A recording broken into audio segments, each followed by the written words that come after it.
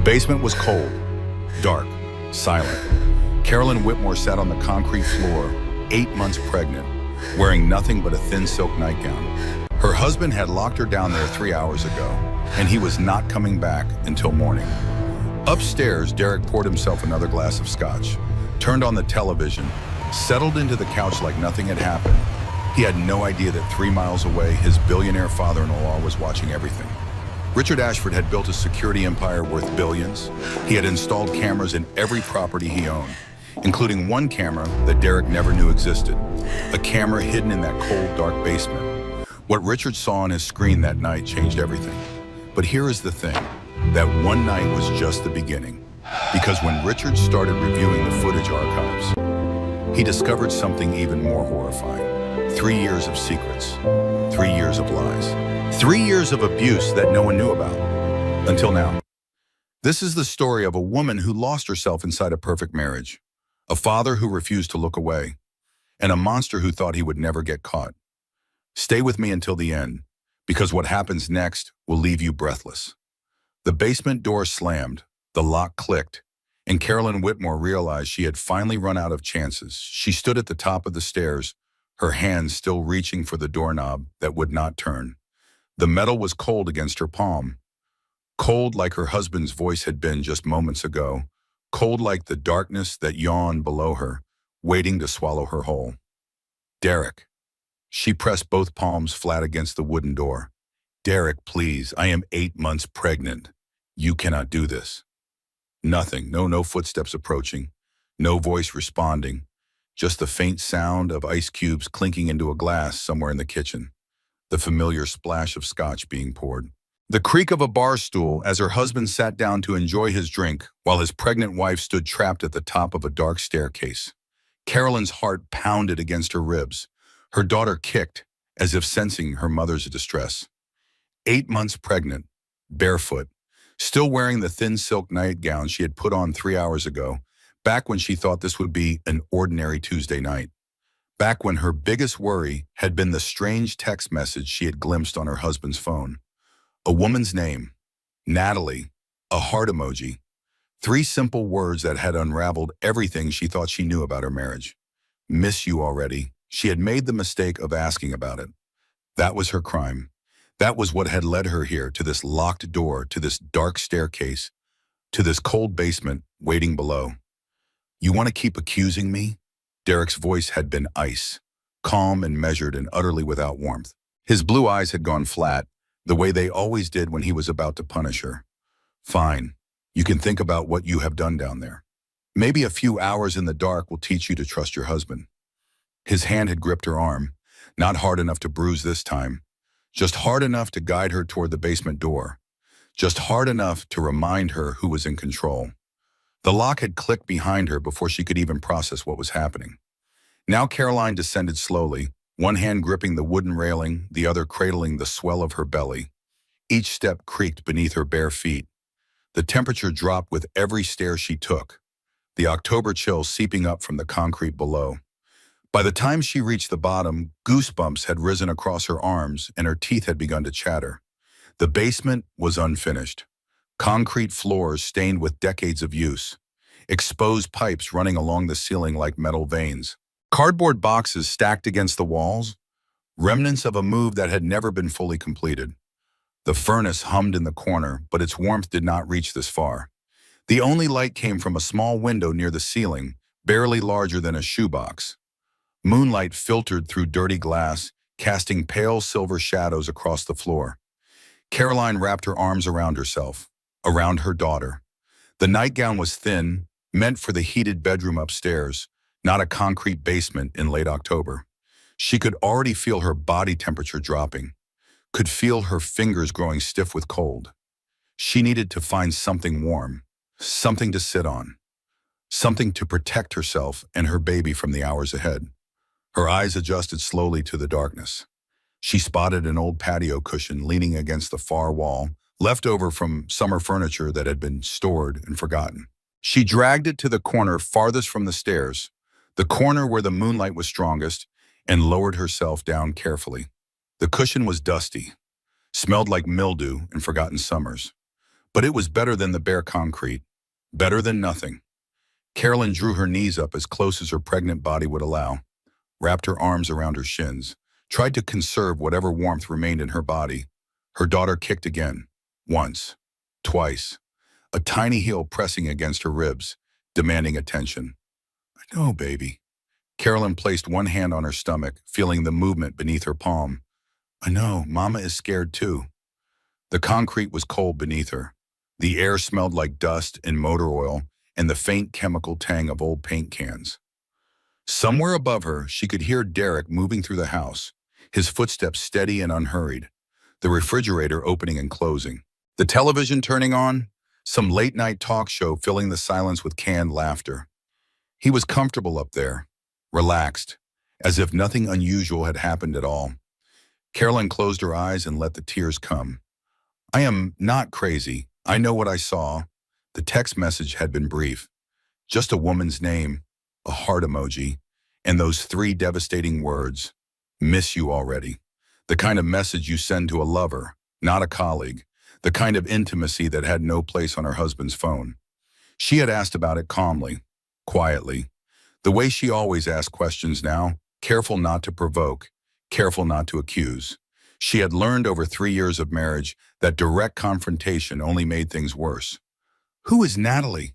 She had asked, her voice barely above a whisper. I saw a message on your phone. Derek's face had changed, that flicker of something cold behind his eyes, that tightening of his jaw that she had learned to fear. You were looking through my phone? No, I just saw it. The screen lit up and I happened to see. You happened to see. His voice dripped with contempt. You just happened to be spying on your husband.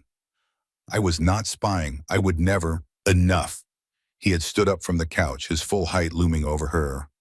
I am tired of your paranoia, your constant accusations, your inability to trust the man who has given you everything. Derek, I am not accusing you of anything.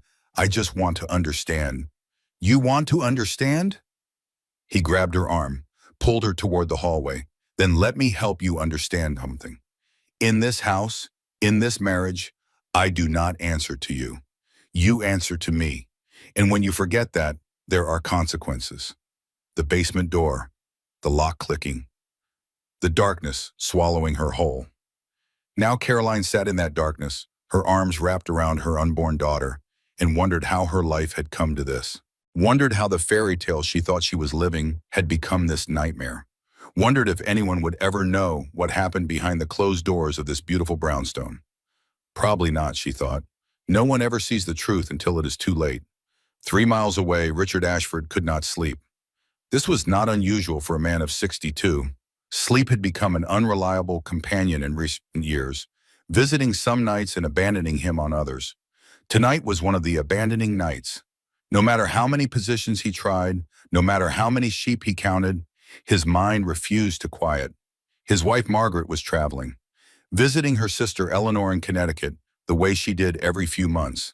The house felt too large without her, too quiet, too empty, the kind of silence that made a man think too much. Richard sat up in bed, swung his legs over the side, padded barefoot across the hardwood floor to his home office at the end of the hall. The room was dark except for the blue glow of his laptop, left open on the mahogany desk. Richard lowered himself into his leather chair and stared at the screen. 2:17 in the morning. Another night of insomnia stretching ahead of him. He should try warm milk, or meditation, or one of those sleep podcasts Margaret was always recommending. Instead, he opened his security monitoring software. A habit, a ritual. The thing he did when he could not sleep and needed something to occupy his racing mind. Richard Ashford had built a security technology empire from nothing. Started in his garage 40 years ago, tinkering with alarm systems and surveillance equipment. Now his company protected banks and government buildings and private residences across 47 countries. His face had graced the covers of Forbes and Bloomberg Businessweek more times than he could count. His net worth was measured in billions, not millions. He had spent his life keeping other people safe. It was not just his business, it was his purpose, his identity, the thing that got him out of bed every morning. And yet somehow, impossibly, he had failed to keep his own daughter safe. He did not know that yet, but he was about to find out. Richard clicked through the security feeds of his various properties. The beach house in the Hamptons, dark and empty for the season. The cabin in Aspen, equally quiet. The office building downtown, security guards making their rounds through empty hallways. And then his daughter's home. The brownstone in the city that he had given to Caroline as a wedding gift 3 years ago when she married Derek Whitmore.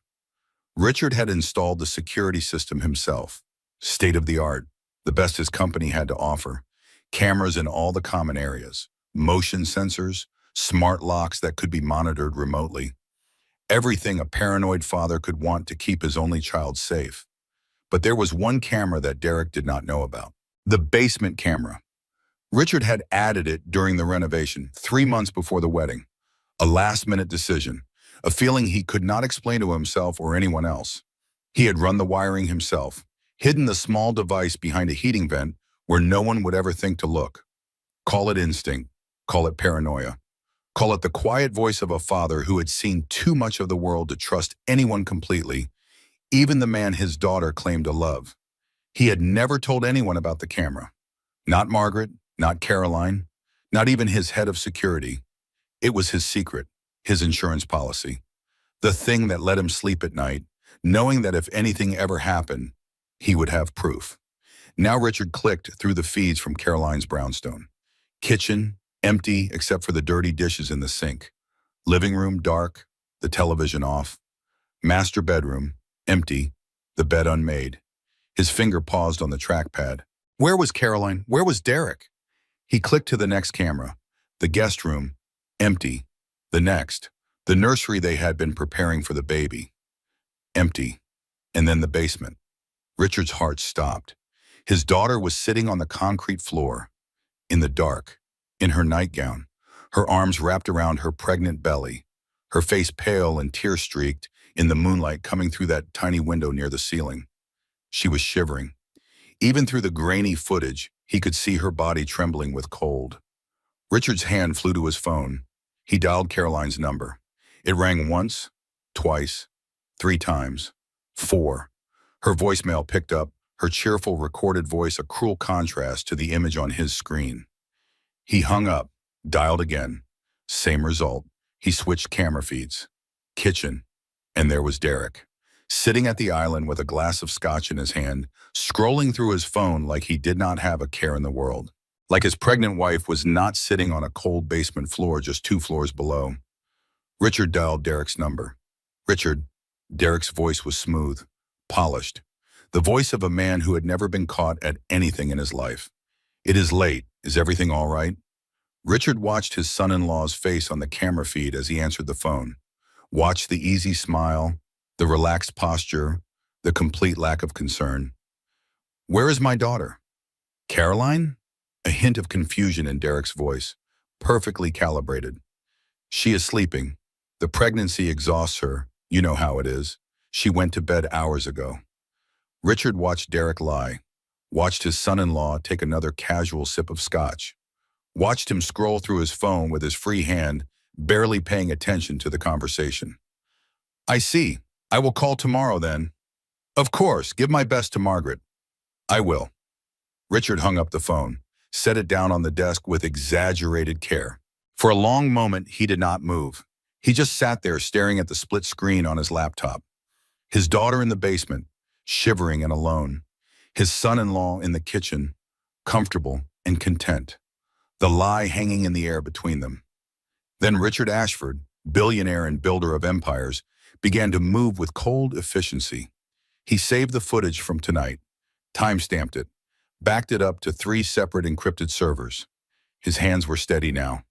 The trembling that had started when he first saw his daughter on that basement floor had stopped completely. In its place was something else, something focused, something dangerous. He opened the camera archives, started scrolling back through the footage from the past weeks, the past months, the past 3 years. What he saw made his blood run cold. His daughter curled on that same basement floor 3 months ago, crying, her arms wrapped around her belly, already swelling with pregnancy. His daughter 6 weeks ago, a bruise visible on her upper arm as she descended the stairs into the darkness. His daughter again and again and again, banished to that cold concrete prison while her husband went about his life upstairs. 3 years of footage. 3 years of abuse hidden in plain sight. 3 years of his daughter suffering while he remained oblivious. Richard picked up his phone, made 3 calls, his driver. James, I need you here in 15 minutes. This is not a request. His lawyer. Victor, wake up. We have a situation. Get dressed and get over here now. And the police. I need to speak with Detective Maureen Walsh. Tell her Richard Ashford is calling. Tell her it is urgent. Tell her I have evidence of a crime in progress. The clock on his desk read 2:47 in the morning. By sunrise, everything would be different. His daughter would be free. His son-in-law would be in handcuffs. And the truth that had been hidden for 3 years would finally come into the light. But Richard Ashford did not know the full scope of what he was about to uncover. He did not know about the other women, the other victims, the pattern that stretched back years before his daughter ever met Derek Whitmore. He would find out soon enough. 3.5 years ago, on a perfect September evening, Caroline Ashford met the man who would destroy her life. The ballroom of the Ashford Foundation headquarters glittered with crystal chandeliers and champagne flutes. This was the annual charity gala, the crown jewel of the New York social calendar, and every seat at every table cost more than most people made in a year. Women in designer gowns drifted between conversations, their diamonds catching the light. Men in tailored tuxedos discussed stock prices and merger opportunities and which of the catering company's hors d'oeuvres were worth sampling. Caroline stood near the floor-to-ceiling windows, watching the city lights sparkle in the darkness beyond. She was 26 years old, quietly beautiful in a way that did not demand attention, but earned it anyway. Dark hair swept up in an elegant twist, a simple navy dress that her mother had insisted on buying for her, despite Caroline's protests about the price tag. She had just finished her master's degree in art history.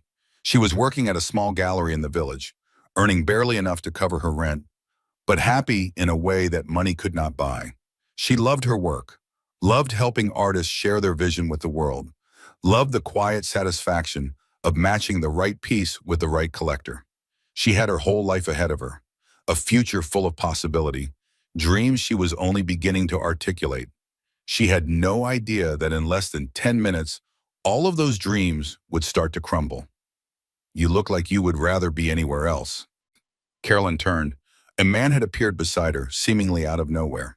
Tall, dark hair, blue eyes that seemed to see straight through her.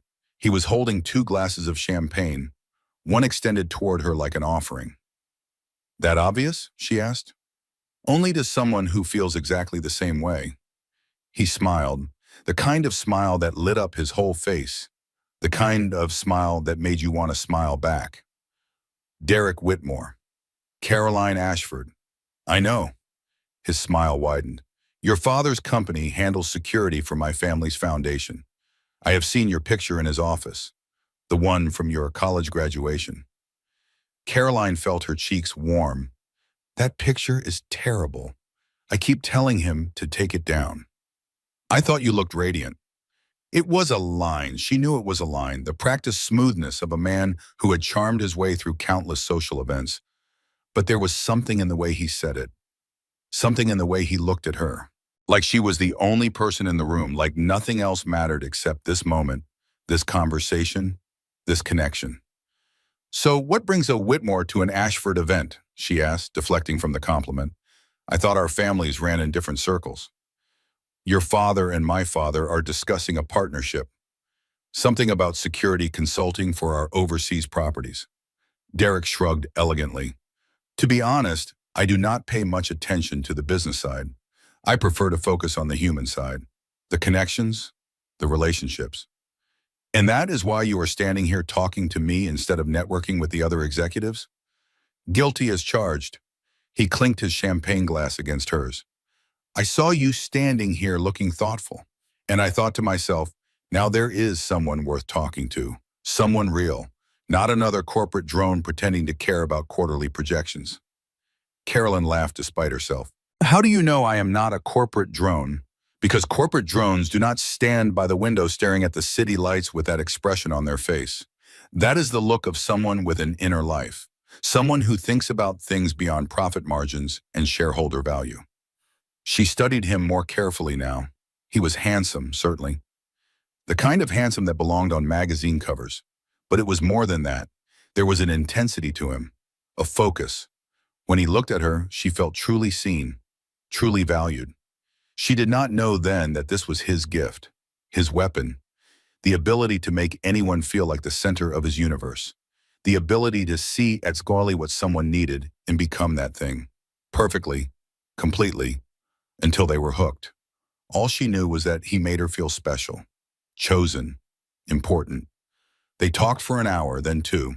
Derek asked questions and actually listened to the answers. He remembered that she worked at a gallery and asked intelligent questions about the artist she represented. He remembered that she mentioned loving Monet and shared his own thoughts on Impressionism with surprising depth. He was charming, attentive, endlessly interested in everything she had to say. By the end of the evening, Caroline was completely enchanted. The courtship that followed was like something from a romantic movie. Flowers arrived at Caroline's gallery every Friday. Not generic roses, but carefully chosen arrangements that reflected whatever they had discussed that week.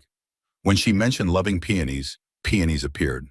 When she talked about the vibrant colors in a Kandinsky painting, she received a bouquet of vivid oranges and yellows and reds. He remembered everything, every detail, every preference, every passing comment. I mentioned once that I like oat milk lattes, Carolyn told Bethany, her voice filled with wonder. Once, in passing. And now every time we get coffee, he orders it for me without even asking. Extra hot, 1 pump of vanilla, exactly the way I like it. Bethany Cole had been Caroline's best friend since freshman year of college. They had been roommates, survived bad breakups and worse hangovers together, promised to always tell each other the truth even when it hurt. Now Bethany stirred her own coffee and said nothing for a long moment. What? Caroline asked. Why are you making that face? I am not making a face. You are definitely making a face. That is your skeptical face, Bethany sighed. He is very charming, Care, almost too charming, like he is performing. He is not performing, he is just attentive. Is that so hard to believe, that someone might actually pay attention to me? Of course not. You deserve someone who pays attention to you. Bethany hesitated. Watch how he is when things do not go his way. That is when you see who someone really is. Caroline dismissed the warning with a wave of her hand. She was in love. She was happy. She did not want to hear anything that might complicate that happiness. Looking back, she would remember this conversation, would remember Bethany's careful concern, would wish desperately that she had listened. But that was later, much later, after everything fell apart. 6 months into the relationship, Caroline and Derek went to dinner at an upscale restaurant in Midtown, the kind of place with a 3-month wait for reservations, unless your name was Whitmore and the maitre d' knew your family. Everything was perfect. The candlelight, the wine, the conversation. Derek was charming and attentive as always. Carolyn felt like the luckiest woman in New York. Then the waiter made a small mistake with Derek's order, brought the steak medium instead of medium rare. Derek's face changed, just for a second. The warmth drained out of his eyes, his jaw tightened. Something cold and contemptuous flickered beneath the surface, like a shark passing just under the water. Then the mask slid back into place.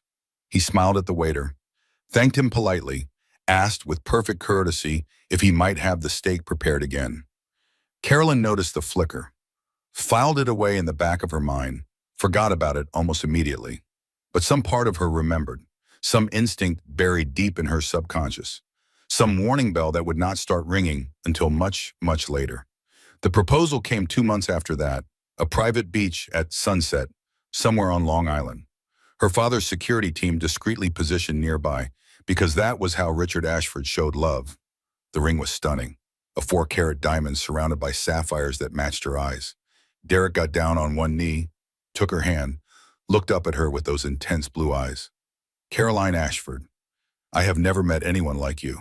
You are beautiful and brilliant and kind, and every moment I spend with you is a gift. Will you marry me? Yes. The word came out before she could even think about it. Yes, yes, yes. He slipped the ring onto her finger, pulled her into his arms. kissed her as the sun sank into the ocean behind them. It was perfect. Everything was perfect. At the engagement party 2 weeks later, Bethany pulled Caroline aside, hugged her tight, whispered in her ear, "I hope I am wrong about him, Care. I really, really hope I am wrong." In the basement, in the present, Caroline wrapped her arms tighter around herself and tried to stop shivering. She thought about the wedding. 300 guests in a cathedral filled with white roses. Her mother crying happy tears in the front row. Her father walking her down the aisle, his face glowing with pride and something that might have been relief. His only daughter married to a man from a good family, settled, safe. None of them knew. None of them suspected. Derek had fooled them all. She thought about the honeymoon, 2 weeks in Italy, Rome and Florence and Venice. Derek had been romantic, attentive, the perfect husband. They made love every night and explored every day, and Carolyn thought she had never been so happy in her entire life. Then they came home, and everything began to change. The shift was gradual. So gradual she almost did not notice. Like a frog in a pot of water, not realizing the temperature was rising until it was too late. First it was suggestions, small ones, reasonable ones, the kind of things a loving husband might say.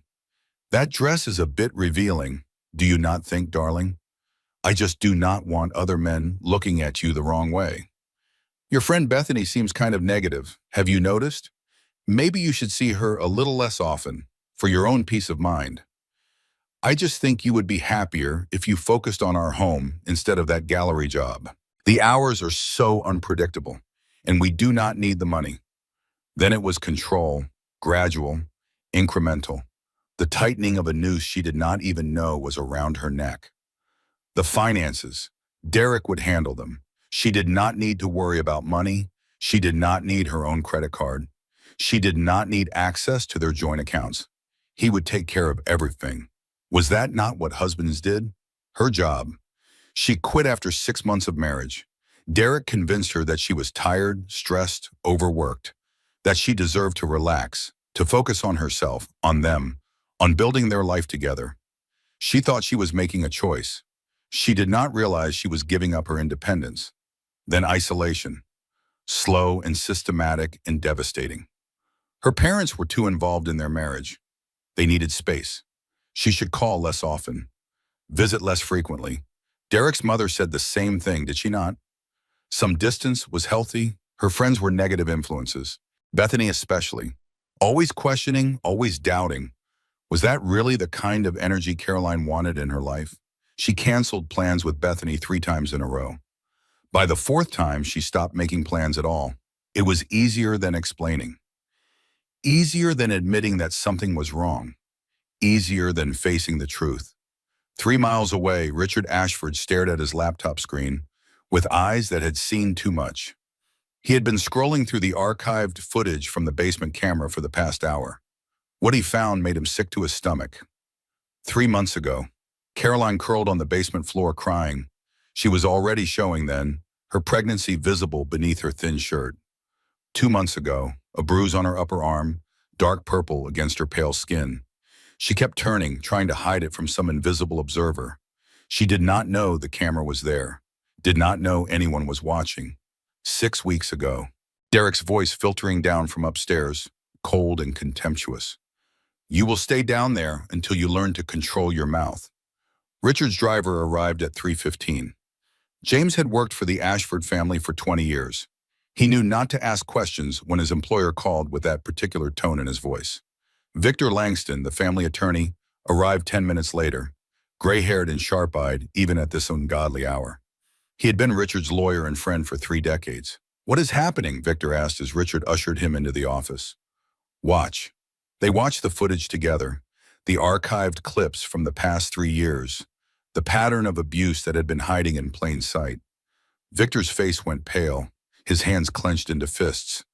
"Richard, this is criminal, unlawful imprisonment, domestic abuse, assault, and with her 8 months pregnant. I know what it is. Have you called the police?" "Detective Maureen Walsh. She is on her way." Victor nodded slowly. "And you have backup copies of everything?" 3 separate servers, time-stamped, encrypted, chain of custody documented. Good. That is good. Victor pulled out his phone. I am going to make some calls. Start building the case. This monster is never going to see the outside of a prison cell. Richard kept scrolling through the footage. There was so much. Hours and hours. Every time he thought he had seen the worst, something new appeared. His daughter, his only child, the light of his life, suffering in silence, hiding her pain from everyone who loved her, trapped in a prison of her husband's making. Richard had built a security empire. He had protected countless people from harm, but he had failed to protect the one person who mattered most. Not anymore. He reached for his phone to check on the detective's ETA. As he did, Margaret's name flashed across the screen. Richard, I am at the airport. I cut my trip short. Something felt wrong. Where are you now? Just landed. I am getting in my car. What is happening? Why do you sound like that? Richard closed his eyes, took a deep breath, and told his wife everything. The silence on the other end of the line stretched for a long, terrible moment. Then Margaret spoke. Her voice was ice, fury wrapped in elegance, the controlled rage of a mother whose child had been hurt. I will end him. We will do this properly, legally, completely. Yes, and then I will end him. Carolyn pressed her back against the cold basement wall and watched the moonlight inch across the concrete floor. Hours had passed since Derek locked her down here. She had lost track of exactly how many. There was no clock in the basement, no way to measure the slow crawl of time except by the movement of that pale silver light through the tiny window above. Her body ached from the cold. Her joints were stiff. Her fingers had gone numb long ago, but she barely noticed anymore. Her mind had drifted somewhere far away to a place where the cold could not reach her. She thought about how she got here. Not just tonight, but the whole journey. 3 years of marriage that had somehow led to this moment, sitting on a concrete floor, 8 months pregnant, waiting for her husband to decide she had been punished enough. How did it come to this? The wedding had been a fairy tale. The honeymoon had been perfect. And then slowly, gradually, imperceptibly, the reality of her marriage had crept in like poison seeping through cracks in a foundation. The suggestions had seemed so reasonable at first.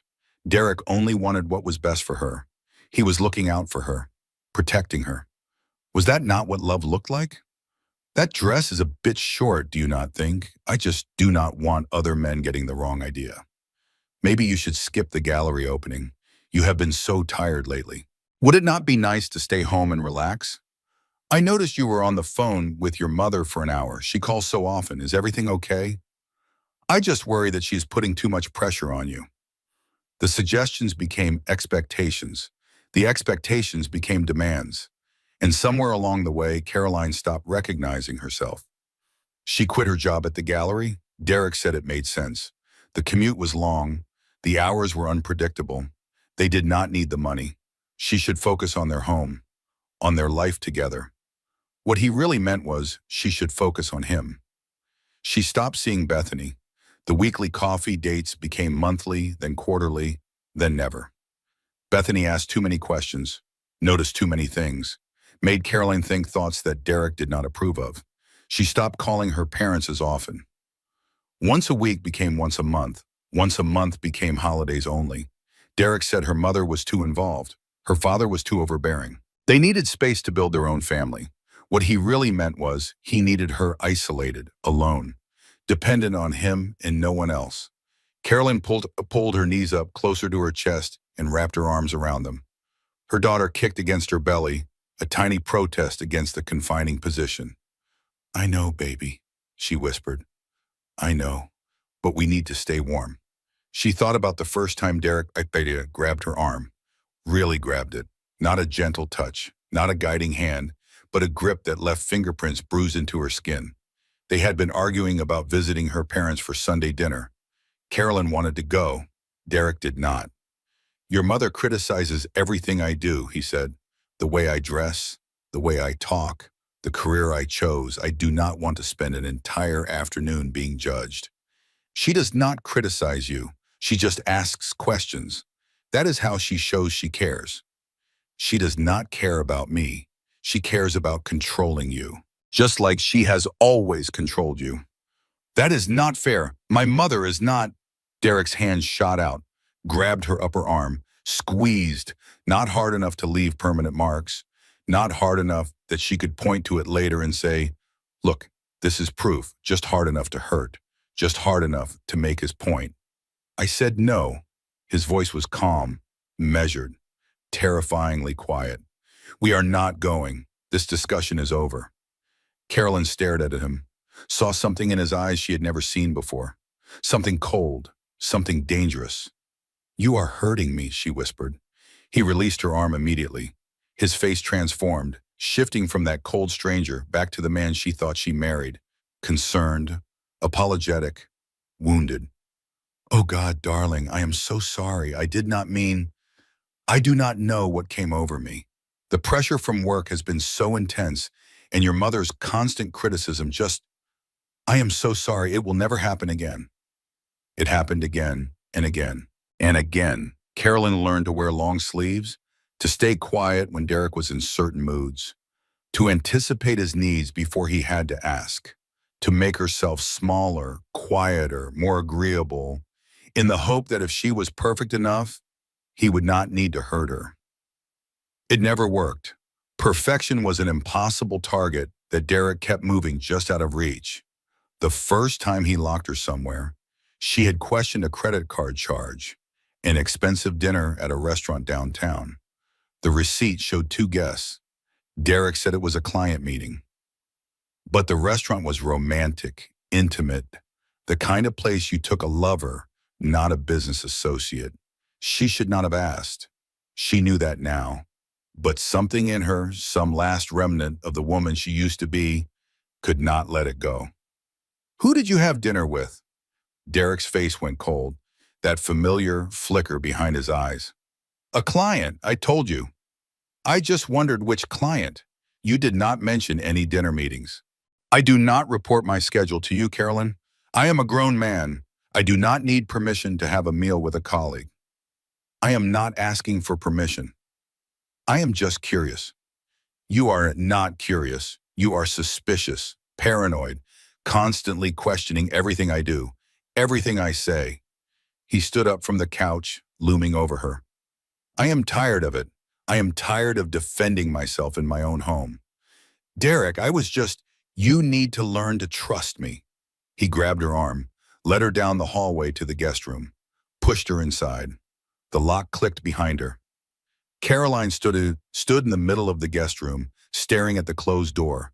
Her heart pounded, her mind raced. This could not be happening. This could not be real.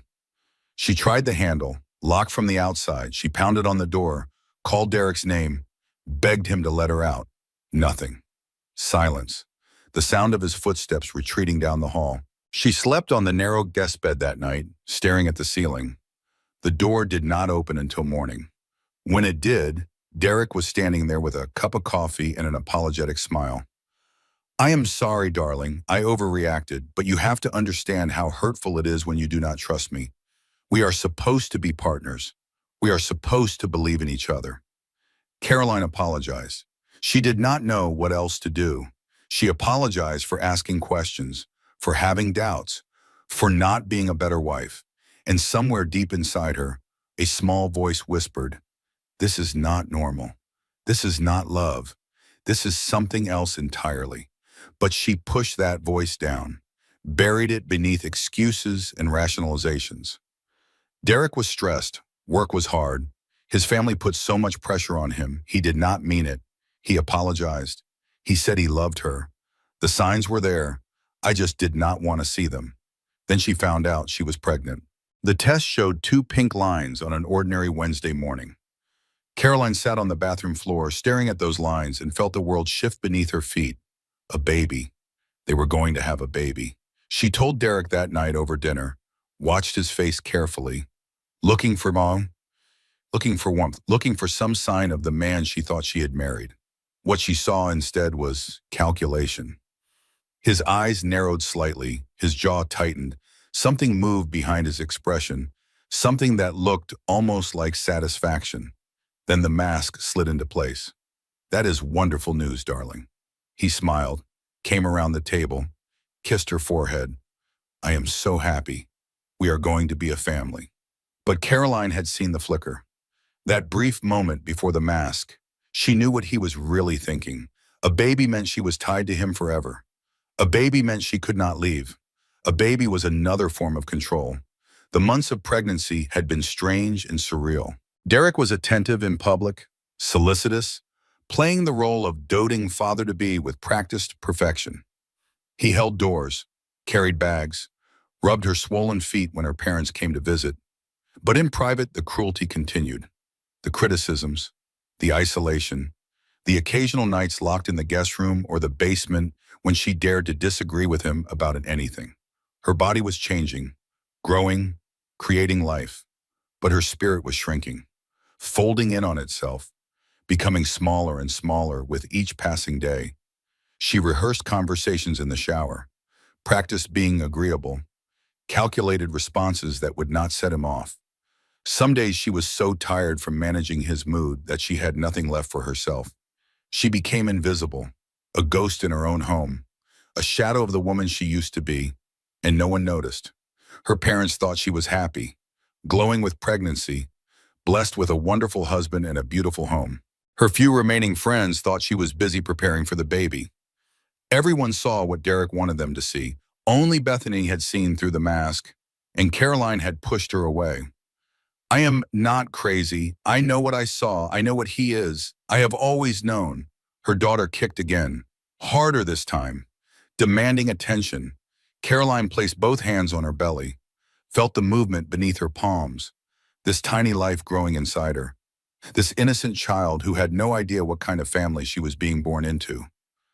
I will protect you, Caroline whispered. I do not know how yet, but I will find a way. I will not let you grow up like this. I will not let you learn that this is love. The words felt hollow in the dark basement, empty promises made by a woman who could not even protect herself. But somewhere deep inside of her, a spark ignited, a tiny flame of determination that the cold could not extinguish. This was not love. This was not marriage. This was a prison. And prisons could be escaped. The clock on Richard's desk read 4:17 in the morning. His home office had become a command center. Laptops open on every surface, legal pads covered with notes, phone chargers plugged into every available outlet. The blue glow of multiple screens cast strange shadows on the walls. Victor Langston sat in the leather armchair, phone pressed to his ear, speaking in low tones to someone on the other end. Margaret had arrived an hour ago, immaculate as always despite the early hour, her face a mask of controlled fury. Detective Maureen Walsh stood by the window, reviewing the evidence on her tablet. 52 years old, silver hair cropped short, eyes that had seen everything in 3 decades on the force and still managed to care. She had worked with Richard on a security consulting case years ago, and she was one of the few people in the city he trusted completely. The footage is damning, Walsh said. Clear evidence of unlawful imprisonment, domestic assault, coercive control. With a pregnant victim, any prosecutor in the city would love to get their hands on this case. How soon can we move? Richard asked. I am assembling a team now. We can be at the house by dawn. Margaret spoke for the first time in an hour. What about the baby? If he resists, if there is any kind of struggle? We will be careful, Mrs. Ashford. Caroline's safety is our top priority. Victor hung up his phone and turned to face the room. His expression was grim.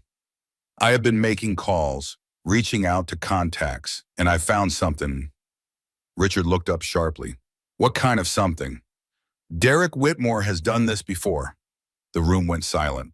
Margaret's hand flew to her mouth. Richard's jaw tightened. Explain, he said. Victor spread papers across the desk, notes, names, dates, the accumulated evidence of hours of frantic research. His college girlfriend, a woman named Allison Hart. She was a senior at Georgetown when they dated. Smart, popular, headed to law school.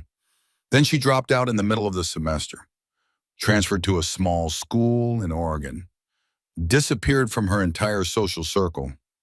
What happened? Derek happened. Victor's voice was flat. I tracked her down. She lives in Portland now. works as a librarian. When I said Derek's name, she started crying.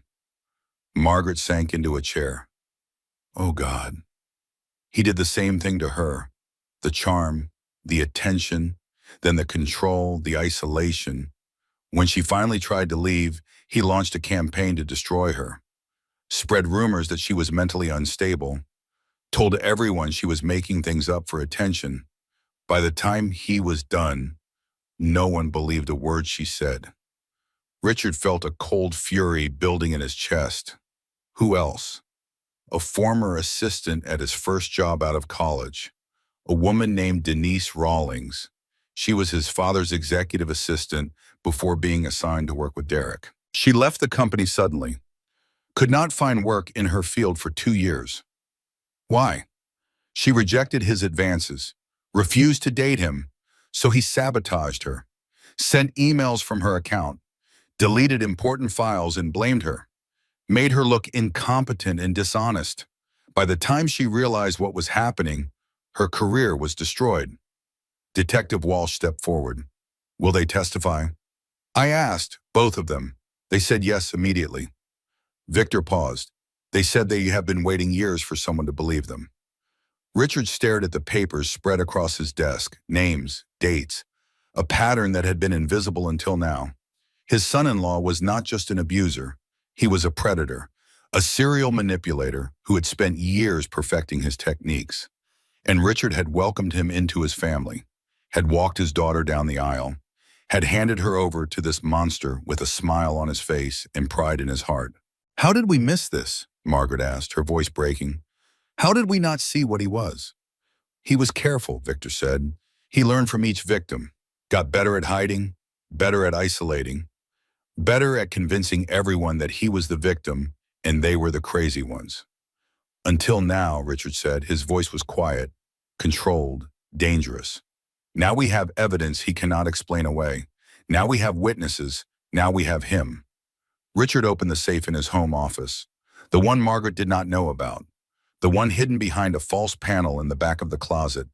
Inside were files, documentation, research he had conducted quietly over the past 3 years. He had never trusted Derek Whitmore completely. Something about the man had always felt off, too smooth, too polished, too perfect. So Richard had done what Richard always did when he sensed danger. He had investigated, private investigators, background checks, quiet inquiries into Derek's past. The results had been frustrating. Nothing concrete, just hints and whispers, a pattern that was more feeling than fact.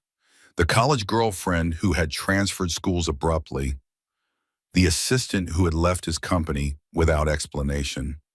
Small anomalies that could mean something or nothing. Richard had kept the files anyway, just in case. Now he pulled them out, spread them across his desk alongside Victor's research. The pieces were starting to form a picture. He selects them carefully, Richard said slowly, thinking out loud. Women who are slightly vulnerable, isolated from strong support systems, smart enough to be interesting, but not so connected that they cannot be controlled. Allison was estranged from her family, Victor confirmed. Denise was new to the city, no close friends. And Caroline, Margaret's voice was hollow. We thought we were so close to her, but we were not, were we? We let him convince us to give her space, to stop calling so often, to trust that she was happy. Richard nodded grimly. He studied us, figured out how to get past our defenses, made himself seem like exactly what we wanted for our daughter. He played us, Margaret said. All of us. He did, but he made one mistake. Richard gestured at the laptop screen, still showing the basement footage. He did not know he was being watched. The convoy assembled in Richard's driveway at 5:15 in the morning. 3 patrol cars, 6 officers, Detective Walsh in the lead. Everything by the book. Everything documented. No room for Derek's lawyers to claim procedural errors later. Richard stood beside his SUV. James, his driver, waited behind the wheel. Margaret sat in the back seat, her face pale but determined. You should stay here, Walsh said. Let my officers handle this. My daughter is in that house. I understand that, Mr. Ashford, But this is a police operation. If something goes wrong, my daughter is pregnant and sitting on a cold concrete floor. I am not staying anywhere. Walsh studied him for a long moment, then nodded. Stay back. Let my officers secure the scene first. Then you can see her. Understood. The convoy pulled away from the Ashford estate, through empty pre-dawn streets, past sleeping houses and dark storefronts. The city was quiet at this hour, peaceful, unaware that in a brownstone on the Upper East Side, a monster was about to be exposed. Richard watched the building slide past his window, thought about his daughter, about all the years of suffering he had missed, about the grandchild who would be born into the aftermath of all this chaos. He thought about Derek Whitmore, about the charm and the lies and the carefully constructed facade, about the women who had been destroyed before Caroline, about the pattern that had been hidden for so long. Not anymore. Today the truth comes out. The sky was beginning to lighten, pink and gold and pale blue spreading across the horizon. A new day was dawning. For Caroline, it would be the first day of her freedom. For Derek, it would be the last day of his lies. Caroline did not know what time it was when she heard the sirens. She had been drifting in and out of a shallow, uncomfortable doze. Too cold to really sleep, too exhausted to stay fully awake. Her body had started doing strange things in response to the temperature. Shivering had stopped at some point. That was bad, she knew. That meant her core temperature was dropping to dangerous levels. But she was too tired to care anymore. Too tired to fight. Too tired to do anything except sit in her corner and wait for Derek to decide she had learned her lesson. Then she heard the sirens. Faint at first, growing louder. Multiple vehicles, coming closer. Caroline opened her eyes, listened. The sirens stopped, right outside her house. For a long moment, nothing happened. Then she heard the pounding on the front door. Voices, loud, official. Police, open the door. Caroline's heart began to race. Police? Why were the police here? How did they know? She heard Derek's voice, muffled by distance but still audible. Calm, confused, playing his role with practiced perfection. Officers, is something wrong? It is very early. Mr. Whitmore, we have reason to believe your wife is being held against her will in this residence. Caroline's breath caught. They knew. Somehow, impossibly, they knew. She struggled to her feet. Her joints screamed in protest. Her legs felt weak and unsteady. But she managed to stand, to move toward the bottom of the stairs, to listen. Derek's voice again, still calm, still controlled. Caroline, she is asleep upstairs. This is ridiculous. We have video evidence, Mr. Whitmore. We need to see your wife now. Video evidence. The words echoed in Caroline's mind. Video evidence. How was that possible? There were no cameras in the basement. Derek had made sure of that. He had swept the house for surveillance devices when they moved in, paranoid about paparazzi and corporate spies. But her father had installed the security system. Her father, the security technology billionaire, who never trusted anyone completely. Her father, who had given her this house as a wedding gift. The camera. There had to be a camera, one that Derek did not know about, one that had been watching all along. Caroline heard footsteps, multiple sets, voices shouting, and then another voice, one she knew better than her own heartbeat. Where is my daughter? Dad, her father was here. Tears sprang to Caroline's eyes. Her father was here. He knew. He had seen. He had come. More shouting upstairs. Derek's voice raised in protest. Then a loud crash, the sound of wood splintering, footsteps on the stairs, light flooding down into the darkness. Caroline, it is Detective Maureen Walsh. You are safe now. A woman appeared at the bottom of the stairs, silver hair, kind eyes, badge clipped to her belt. Behind her, more figures, officers in uniform. And then, Caroline. Her father came down the stairs two at a time. His face was gray with worry. His eyes were red. He looked older than she had ever seen him look. older and more fragile and more heartbroken. He reached her, wrapped his coat around her shivering shoulders, pulled her into his arms. "Daddy?" The word came out as a whisper, a child's word. The word she had not used since she was a little girl, sitting on his lap, believing he could protect her from anything in the world. "I am here, sweetheart." His voice was thick with tears. "I am so sorry. I am so sorry I did not see." Carolyn buried her face in his shoulder. The tears came then. All the tears she had been holding back for hours, for months, for years.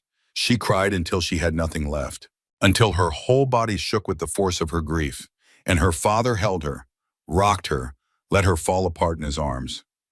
Margaret appeared at the top of the stairs. She stood there for a long moment, looking down at her husband and daughter huddled together on the basement floor. Her face crumpled. "Caroline, oh my baby." She descended carefully, one hand on the railing. Her designer heels clicked against each step. When she reached the bottom, she lowered herself to the cold concrete beside her husband and wrapped her arms around them both. The three of them held each other in the basement darkness.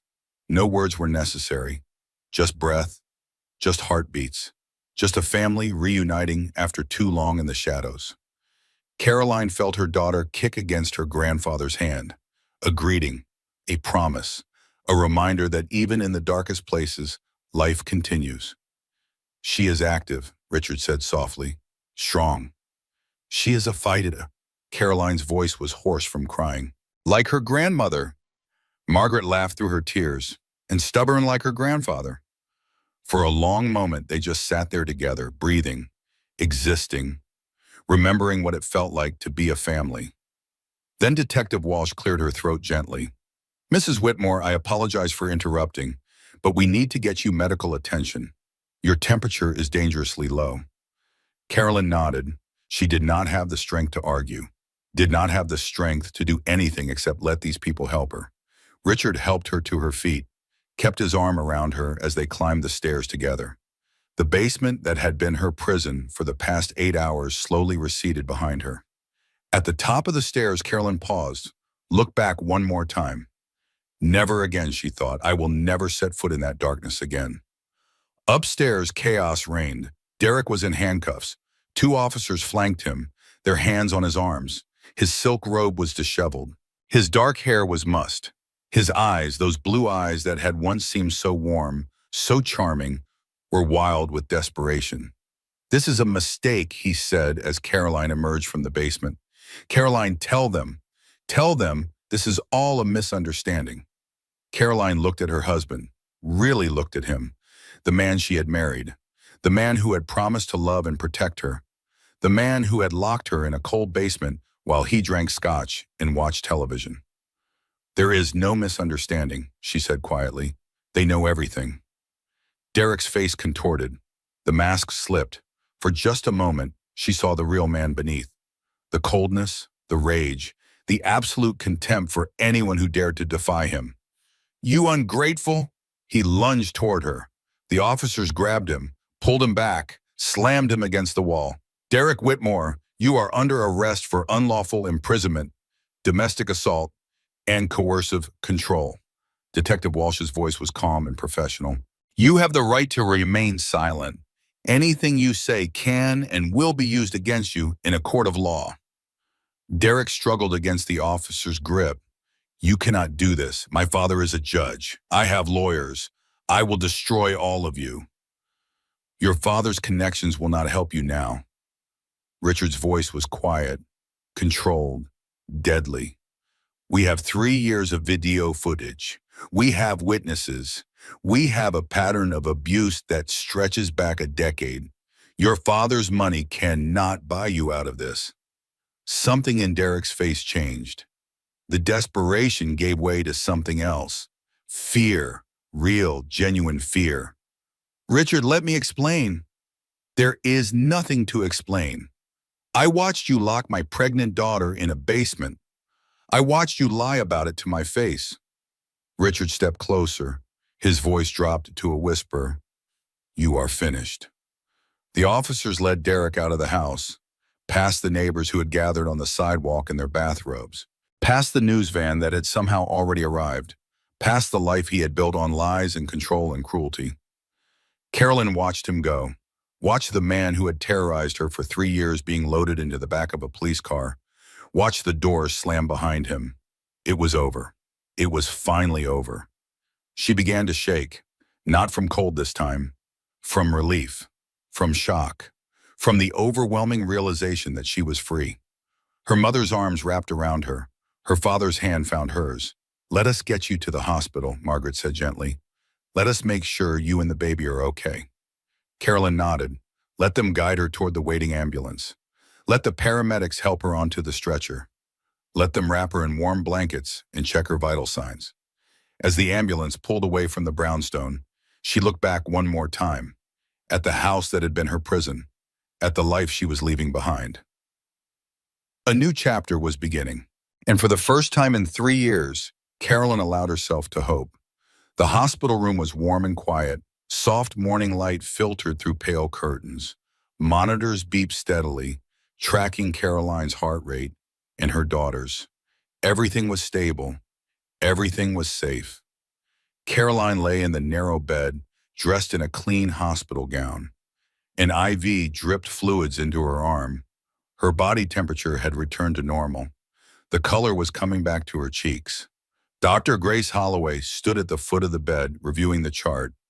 She had been Caroline's obstetrician since the beginning of the pregnancy. A kind woman in her mid-40s with gentle hands and observant eyes. "The baby is perfect," Dr. Holloway said, looking up with a reassuring smile.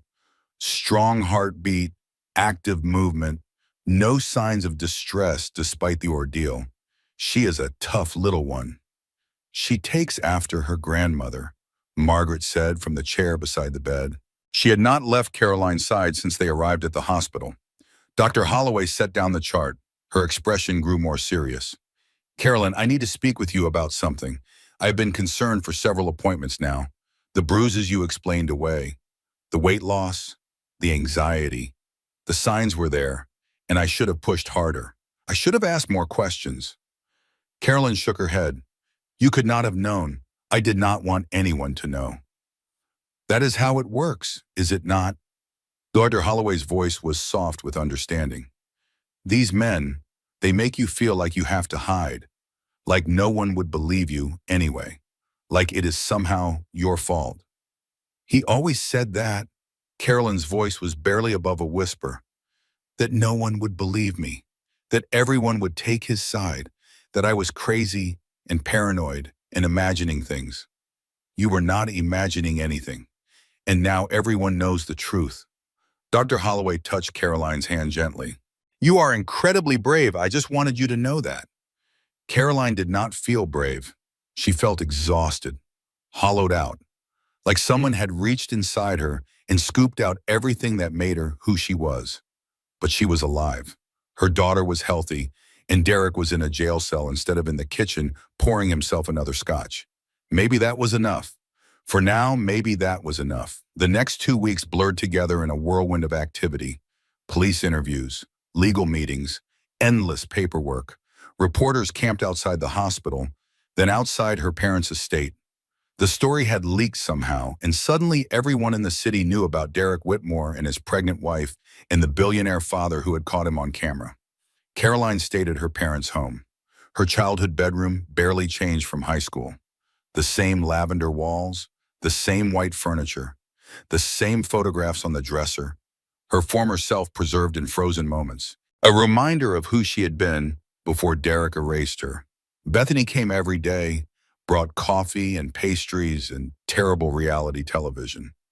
Sat with Caroline for hours talking about nothing and everything. "I should have pushed harder," Bethany said one afternoon.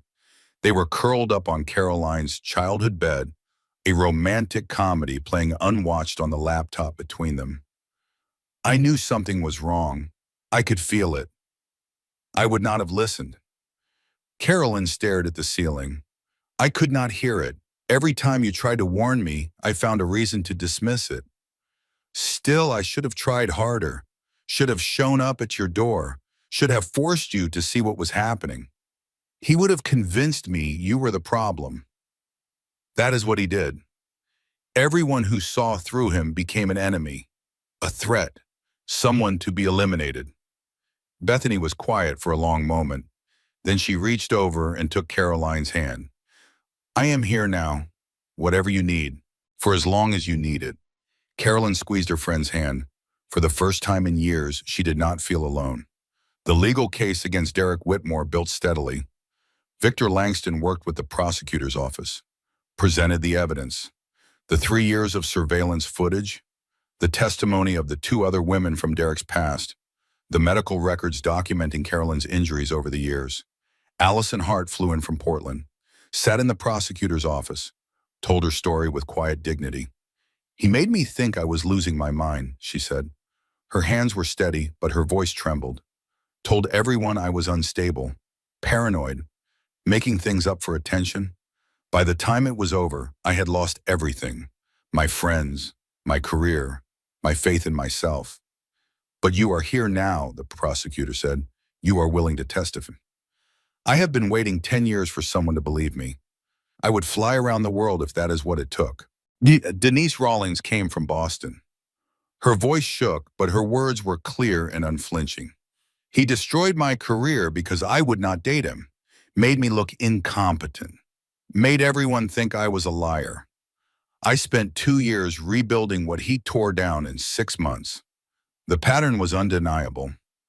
Derek Whitmore selected his victims carefully, charmed them, controlled them, and when they tried to escape, he destroyed them. But this time was different. This time there was evidence he could not explain away. This time someone had been watching. One evening, Caroline sat alone in her childhood bedroom. The house was quiet. Her parents were downstairs, talking in low voices. Bethany had gone home for the night. Caroline stood in front of the mirror, looked at herself, really looked. The woman staring back was a stranger, hollow eyes, careful posture. The kind of small that happens when you make yourself invisible to survive. She touched her own face, her cheek, her jaw. The places where Derek's hands had been, the places that still flinched when someone moved too quickly nearby. I disappeared, she whispered to her reflection. I let him erase me. Her mother appeared in the doorway, watched for a moment, then crossed the room and stood beside her daughter. You are still here, Margaret said softly. You came back. That is what matters. Is it? Caroline's voice cracked. I feel like a ghost, like there is nothing left of who I used to be. There is plenty left. I can see it.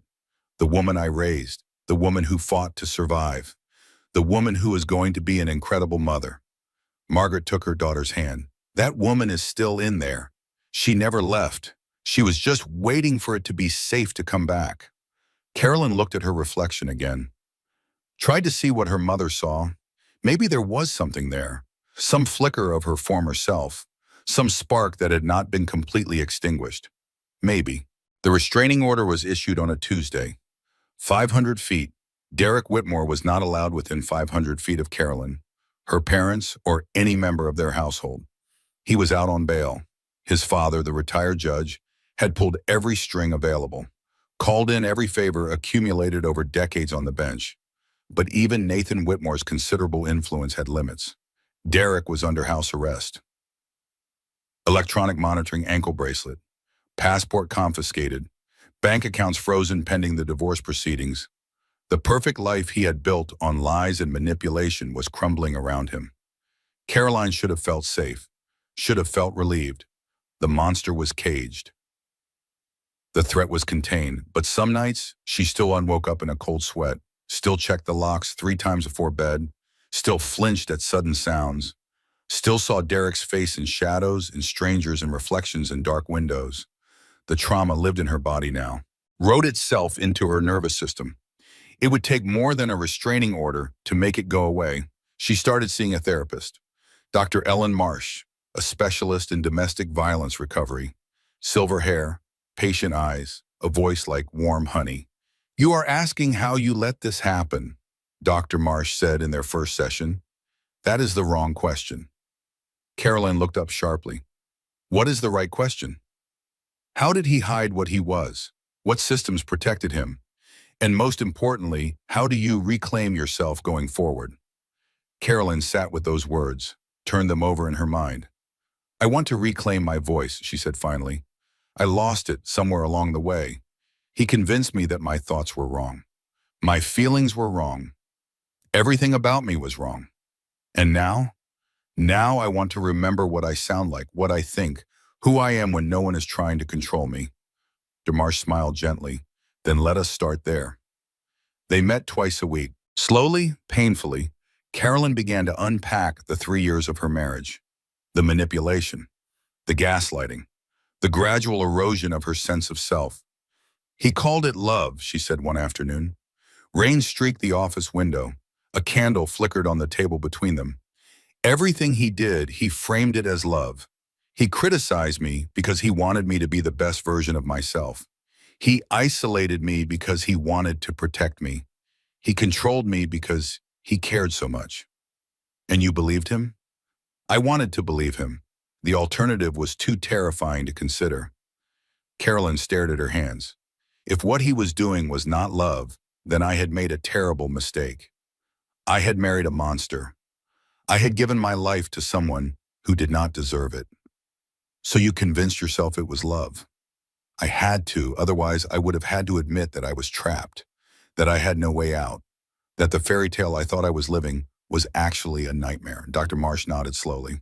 That is how abuse works. It disguises itself as love, uses love as a weapon. By the time you see it clearly, you are already in too deep. I feel so stupid. Caroline's voice broke. Everyone always asks, why did you stay? Why did you not leave? As if it is that simple, as if I was just too dumb to see what was happening. You are not stupid. You are a survivor of systematic psychological manipulation. Dr. Marsh leaned forward. Derek Whitmore spent years perfecting his techniques. He studied you, learned your vulnerabilities, exploited your trust. There is nothing stupid about being deceived by a professional deceiver. Caroline closed her eyes. Let those words sink in. She was not stupid. She was a survivor. Maybe someday she would believe it. One night, alone in her childhood bedroom, Caroline hit rock bottom. Her daughter was kicking, restless, due in less than a month. The weight of everything crashed down at once. The pain, the future, the trial that was coming. The divorce proceedings, the reporters still camped outside the gate. The impossible task of rebuilding a life from the rubble Derek had left behind. She sat on the floor, back against the bed, arms wrapped around her belly, and she cried. Not the quiet tears she had shed in the hospital, not the cathartic sobs in her father's arms. This was something deeper, something raw, the kind of crying that comes from the very bottom of the soul. I do not know how to do this, she whispered to her daughter. I do not know how to be a mother when I can barely be a person. I do not know how to give you a good life when mine is such a mess. Her daughter kicked hard, right against her palm. I am so scared, baby. I am so scared I am going to fail you, that I am too broken to be what you need. Another kick, insistent, demanding. Caroline looked down at her belly, at the life growing inside her. This tiny person who had no idea what her mother was going through, who only knew warmth and heartbeats and the sound of a voice that loved her. I stayed because I thought I could fix it, fix him, fix us. The words came slowly, painfully, like pulling thorns from her own heart. But you cannot fix someone who does not think they are broken. The truth landed with a weight she had not expected, the realization she had been avoiding for 3 years. Derek did not think anything was wrong with him. He thought Caroline was the problem. He thought his behavior was justified, normal, even loving in its own twisted way. There was nothing she could have done to change him, nothing she could have said, nothing she could have sacrificed. He was broken in ways that had nothing to do with her, and she had nearly destroyed herself trying to heal wounds she did not create. I am done, she whispered. I am done trying to fix what cannot be fixed. I am done shrinking to fit his expectations. I am done apologizing for existing. Her daughter kicked again, harder, as if to say, finally, about time. Carolyn laughed, a broken, tear-soaked laugh, but real, a spark of something she had not felt in years. Hope. The weeks that followed were quiet, healing, filled with the slow, unglamorous work of putting herself back together. Carolyn started small, tiny acts of reclamation that no one else would notice. Tiny rebellions against the voice in her head that still sounded like Derek. She bought new clothes, a bright red sweater that Derek would have said was too loud, a pair of jeans that fit comfortably instead of trying to make her look thinner, shoes with actual support instead of the uncomfortable heels he had preferred. She ordered the food she actually wanted at restaurants, spicy dishes he had forbidden because they gave him heartburn, desserts he had criticized because they would make her gain weight, coffee with real cream instead of the skim milk he had insisted upon. She called Bethany every morning, not to report her activities, not to ask permission, just to talk, just to laugh, just to remember what friendship felt like. She started reading again, the art books she had abandoned when Derek said they were pretentious, the novels he had dismissed as frivolous. She devoured them. Remembered what it felt like to have thoughts of her own. She went for walks, slow ones given her pregnant belly, through her parents' garden, down the tree-lined streets of her childhood neighborhood, feeling the sun on her face and the wind in her hair. Small things, ordinary things, but each one was a brick in the foundation of her new life. Her mother watched with quiet pride. "You are coming back," Margaret said one evening. They were sitting on the back porch, watching the sunset paint the sky in shades of orange and pink. "I can see it, the woman I raised. I am trying. You are succeeding." Margaret reached over and took her daughter's hand. "Every day I see more of you, the real you, not the shadow he tried to make you become." Carolyn leaned her head on her mother's shoulder, something she had not done in years. "I missed you, Mom, even when I was right here, even when we talked on the phone. I missed you." Margaret's arm wrapped around her, held her close. "I missed you too, sweetheart. But you are home now, you are safe, and you are never going back to that life." "Never," Caroline agreed. "No matter what happens, I will never let anyone make me that small again." The baby shower was a small affair, just family and close friends, people who had proven themselves trustworthy, people who loved Caroline for who she was, not for what she could give them. Bethany organized everything, pale yellow decorations because they did not know the baby's gender yet, even though Caroline had known since the 20-week ultrasound. A cake shaped like a rubber duck. Silly games that made everyone laugh. Caroline sat in the center of the living room, surrounded by people who loved her. Opening presents, reading cards, feeling for the first time in years like she belonged somewhere. Her father gave her a necklace, a delicate gold chain with a small pendant shaped like an angel wing. "For protection," Richard said. His voice was gruff with emotion. "I should have protected you better. I will spend the rest of my life making sure you and my granddaughter are safe." "Dad," Carolyn hugged him tight. "You did protect me. You found me. You got me out. If not for you, I would still be in that basement. Or worse. You got yourself out. You survived 3 years with that monster. You protected your daughter. I just opened the door." "Then thank you for opening the door." That night, after the guests had gone, Carolyn sat alone in the nursery her parents had prepared. Pale yellow walls, white furniture, a mobile of stars and moons hanging over the crib. Everything soft and perfect and ready for a new life. She placed her hand on her belly, felt her daughter move beneath her palm. "We made it, baby girl. Against all odds, we made it." Her daughter kicked in response, strong, certain, ready. "I do not know what kind of mother I am going to be. I do not know if I can give you everything you deserve. But I promise you this, I will never let anyone hurt you the way he hurt me. I will teach you to recognize love, real love, not the twisted thing he called by that name." Another kick, another promise acknowledged. "And I will teach you to trust yourself, your instincts, your voice. I will teach you that you matter, that your thoughts matter, that no one has the right to make you feel small." Carolyn smiled, for the first time in years, a real smile, one that reached her eyes. "We are going to be okay. You and me, we are going to be more than okay." The labor started on a Thursday afternoon, 3 weeks before Caroline's due date. She was sitting in her father's library, curled up in the leather armchair that had been her favorite spot since childhood. A book about the French Impressionists lay open in her lap. Monet's water lilies shimmered on the page, all soft blues and greens, and the gentle suggestion of light dancing on water. For the first time in months, Caroline felt something close to peace. The autumn sun streamed through the tall windows, warming her skin. The house was quiet except for the gentle ticking of the grandfather clock in the corner. Elizabeth was still, for once, not kicking or rolling or doing whatever acrobatic maneuvers she usually performed.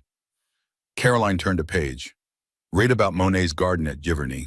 Imagined herself there, walking along the curved bridge, trailing her fingers through the water. Then she felt it, a strange sensation, a sudden warmth between her legs.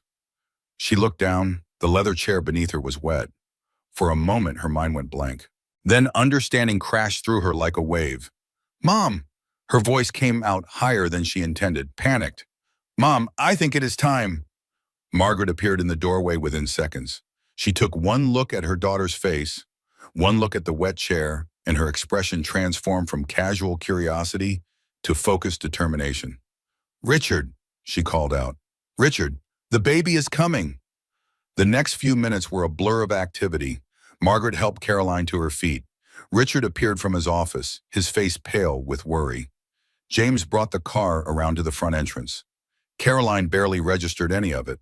Her mind had gone somewhere else, somewhere calm and distant, where she could observe the chaos without being overwhelmed by it.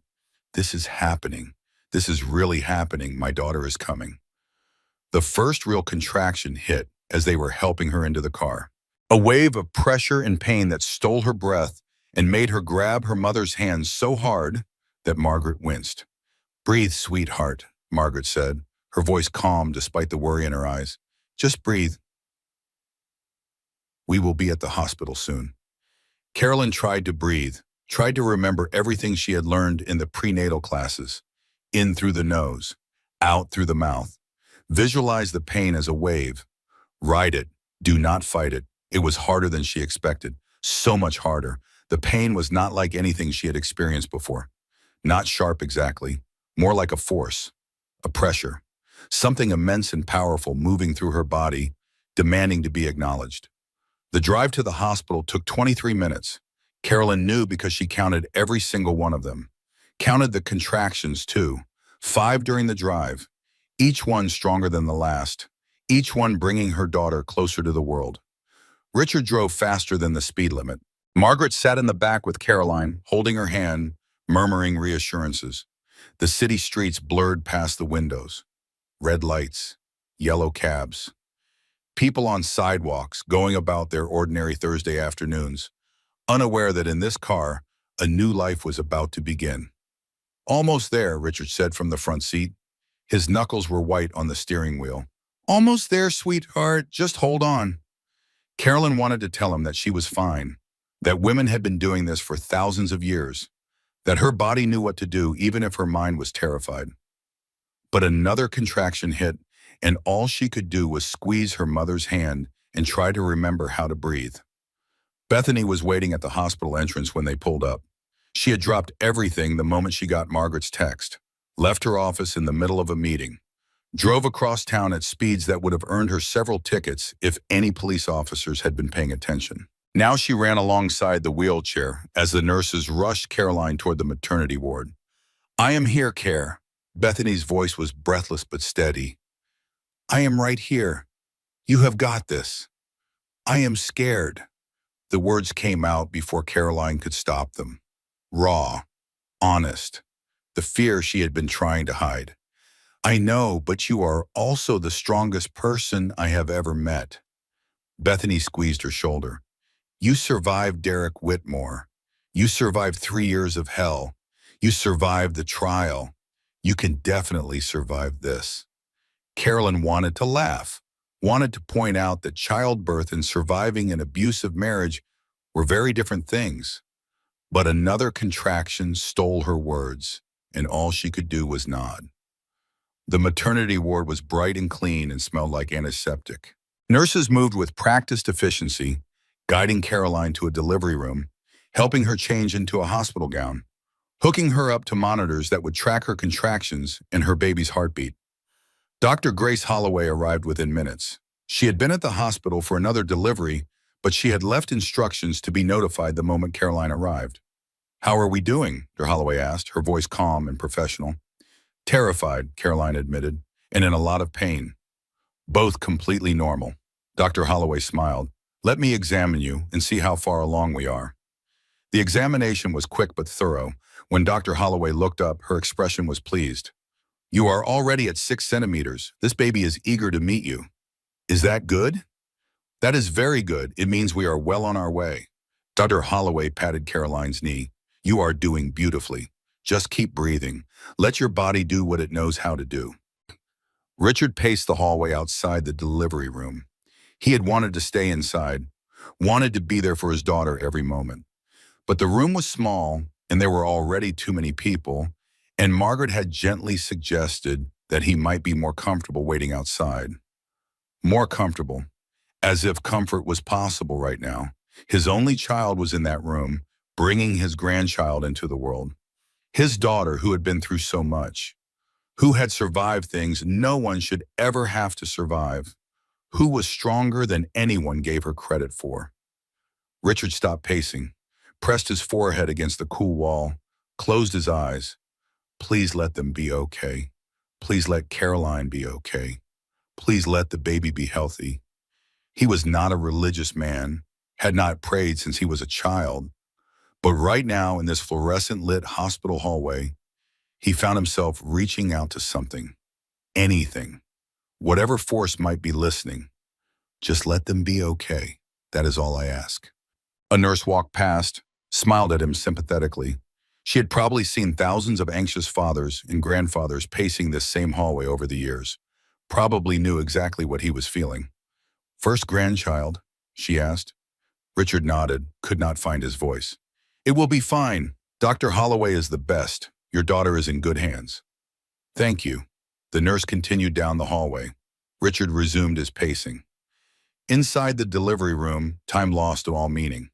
Carolyn existed in a world of contractions and breathing and the steady beep of monitors. Margaret held one hand, Bethany held the other. Dr. Holloway moved in and out of her field of vision, checking progress, offering encouragement. The pain was immense, overwhelming, unlike anything Caroline had ever experienced. But there was something else too, a sense of purpose, of power. Her body knew what to do. Her body had been designed for this moment. "You are doing so well," Margaret murmured.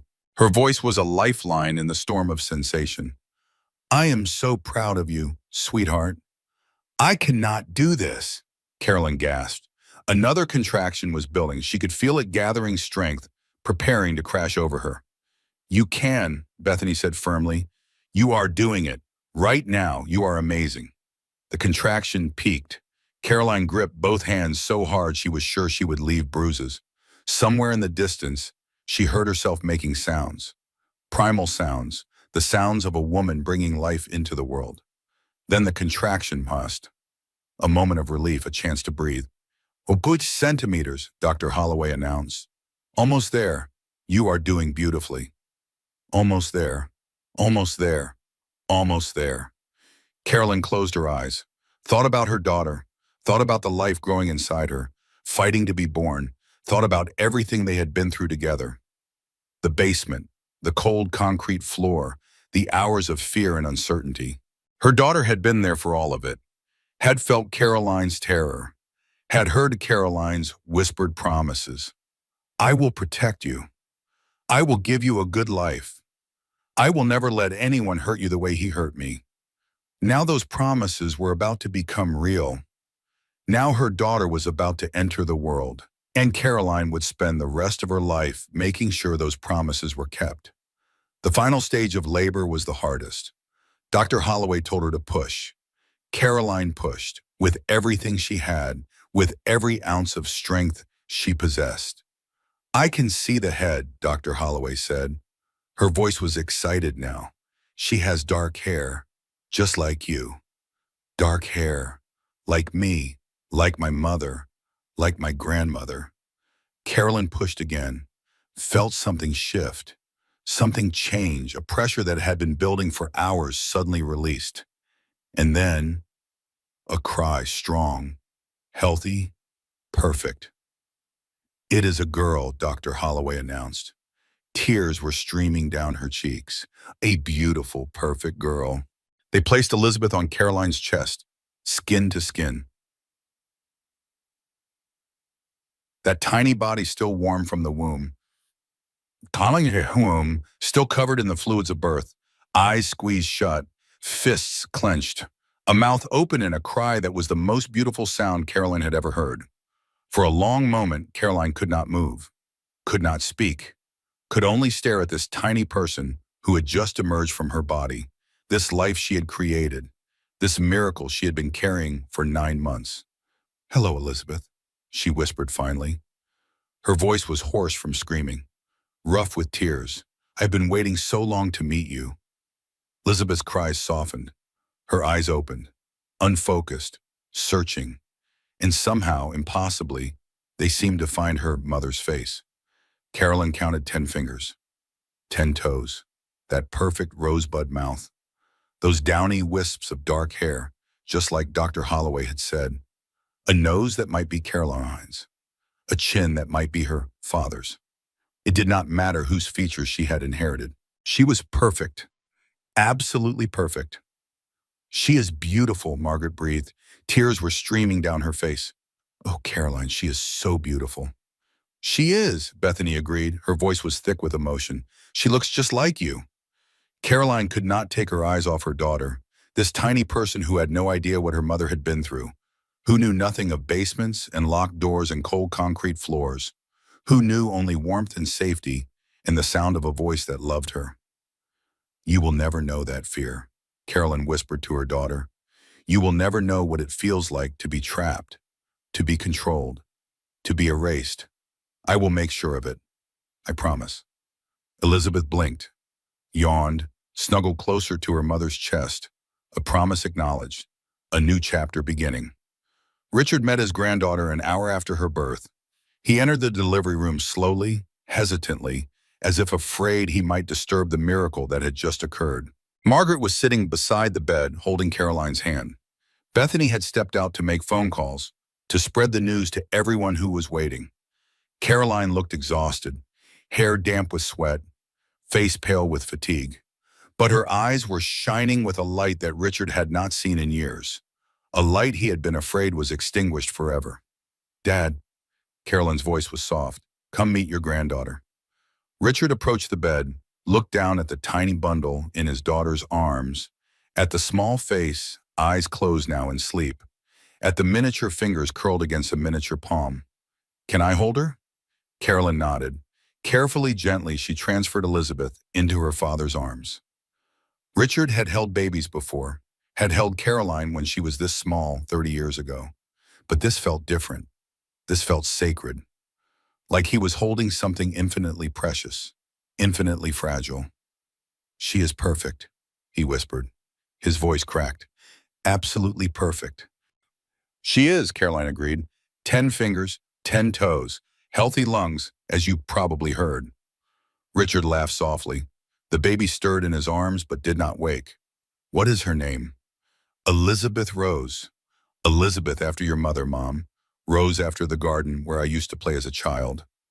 Margaret made a soft sound, more tears streaming down her face.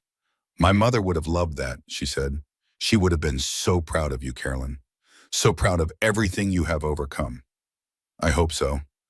Caroline looked at her daughter, sleeping peacefully in her grandfather's arms. "I want Elizabeth to know about her, about all the strong women in our family. I want her to know that she comes from a long line of survivors." Richard looked up from his granddaughter's face, met his daughter's eyes. "You are the strongest of all of them," he said quietly. "What you survived, what you endured, what you are building now. Your grandmother would have been in awe of you." Caroline's eyes filled with tears, but she was smiling. A real smile, the kind he had been afraid he would never see again. "I love you, Dad. I love you too, sweetheart. Both of you." Richard looked back down at Elizabeth. "I will protect you with everything I have.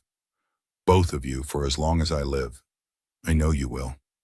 The first night in the hospital was long and sleepless. Elizabeth woke every 2 hours, demanding to be fed. Carolyn was exhausted, sore, overwhelmed. But every time she looked at her daughter's face, every time she felt that tiny mouth latching onto her breast, she felt a rush of love so powerful it nearly knocked the breath out of her. This is what it is supposed to feel like. This is real love, not the twisted thing Derek called by that name. This. Margaret stayed through the night, dozed in the uncomfortable visitor's chair, woke every time Elizabeth cried, helped Caroline position the baby for feeding, changed diapers when Caroline was too exhausted to move. "You do not have to stay," Caroline said at 3 in the morning. Elizabeth had just finished eating and was drifting back to sleep. "You must be exhausted. I am exactly where I want to be."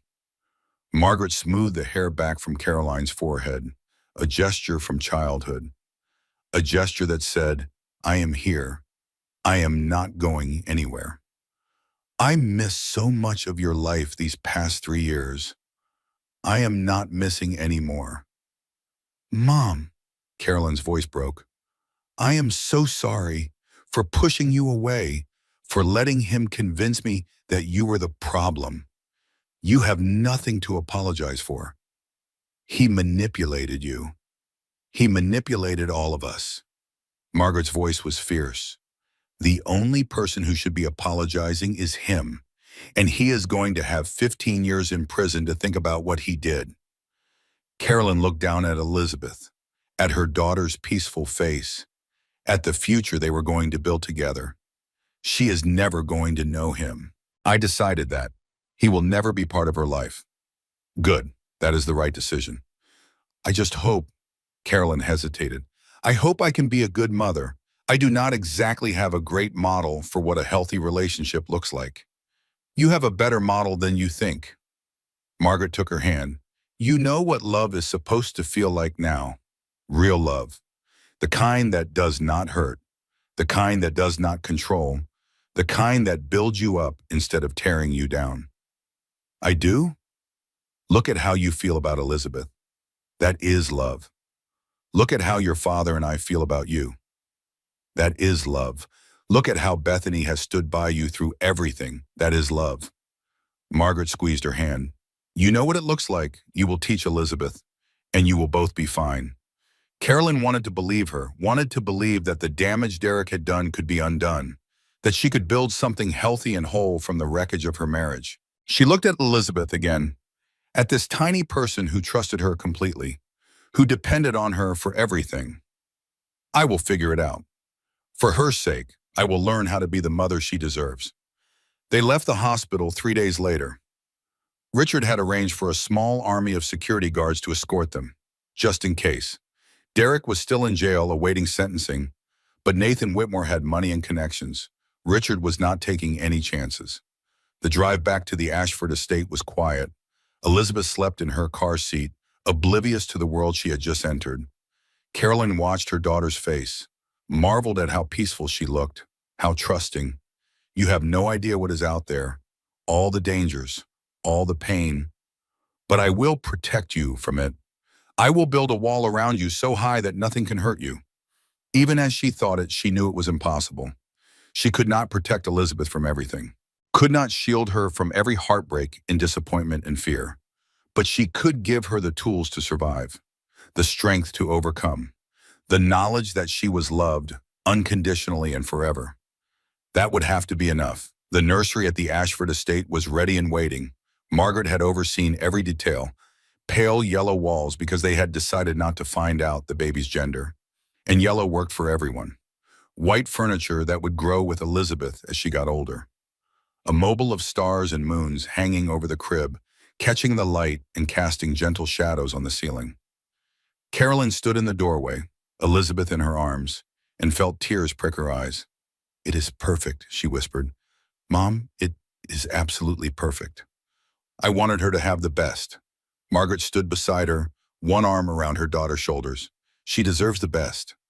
Carolyn walked into the room, looked at the crib, the changing table, the rocking chair in the corner, where she would spend countless hours in the months to come, feeding and soothing and singing lullabies.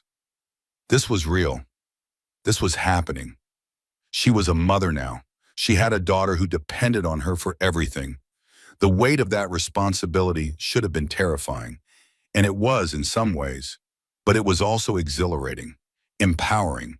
She had survived Derek Whitmore. She had survived the trial. She had brought this beautiful, perfect child into the world. She could do anything.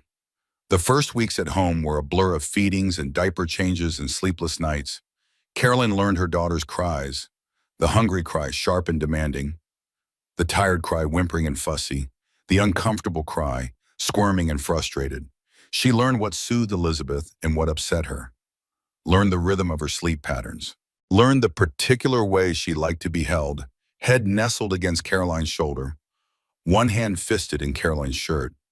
She fell deeper in love with every passing day, this tiny person who had been inside her body just weeks ago, who had been with her through everything, who had kicked against her palm in the darkness of the basement as if to say, "We will survive this. We will be okay."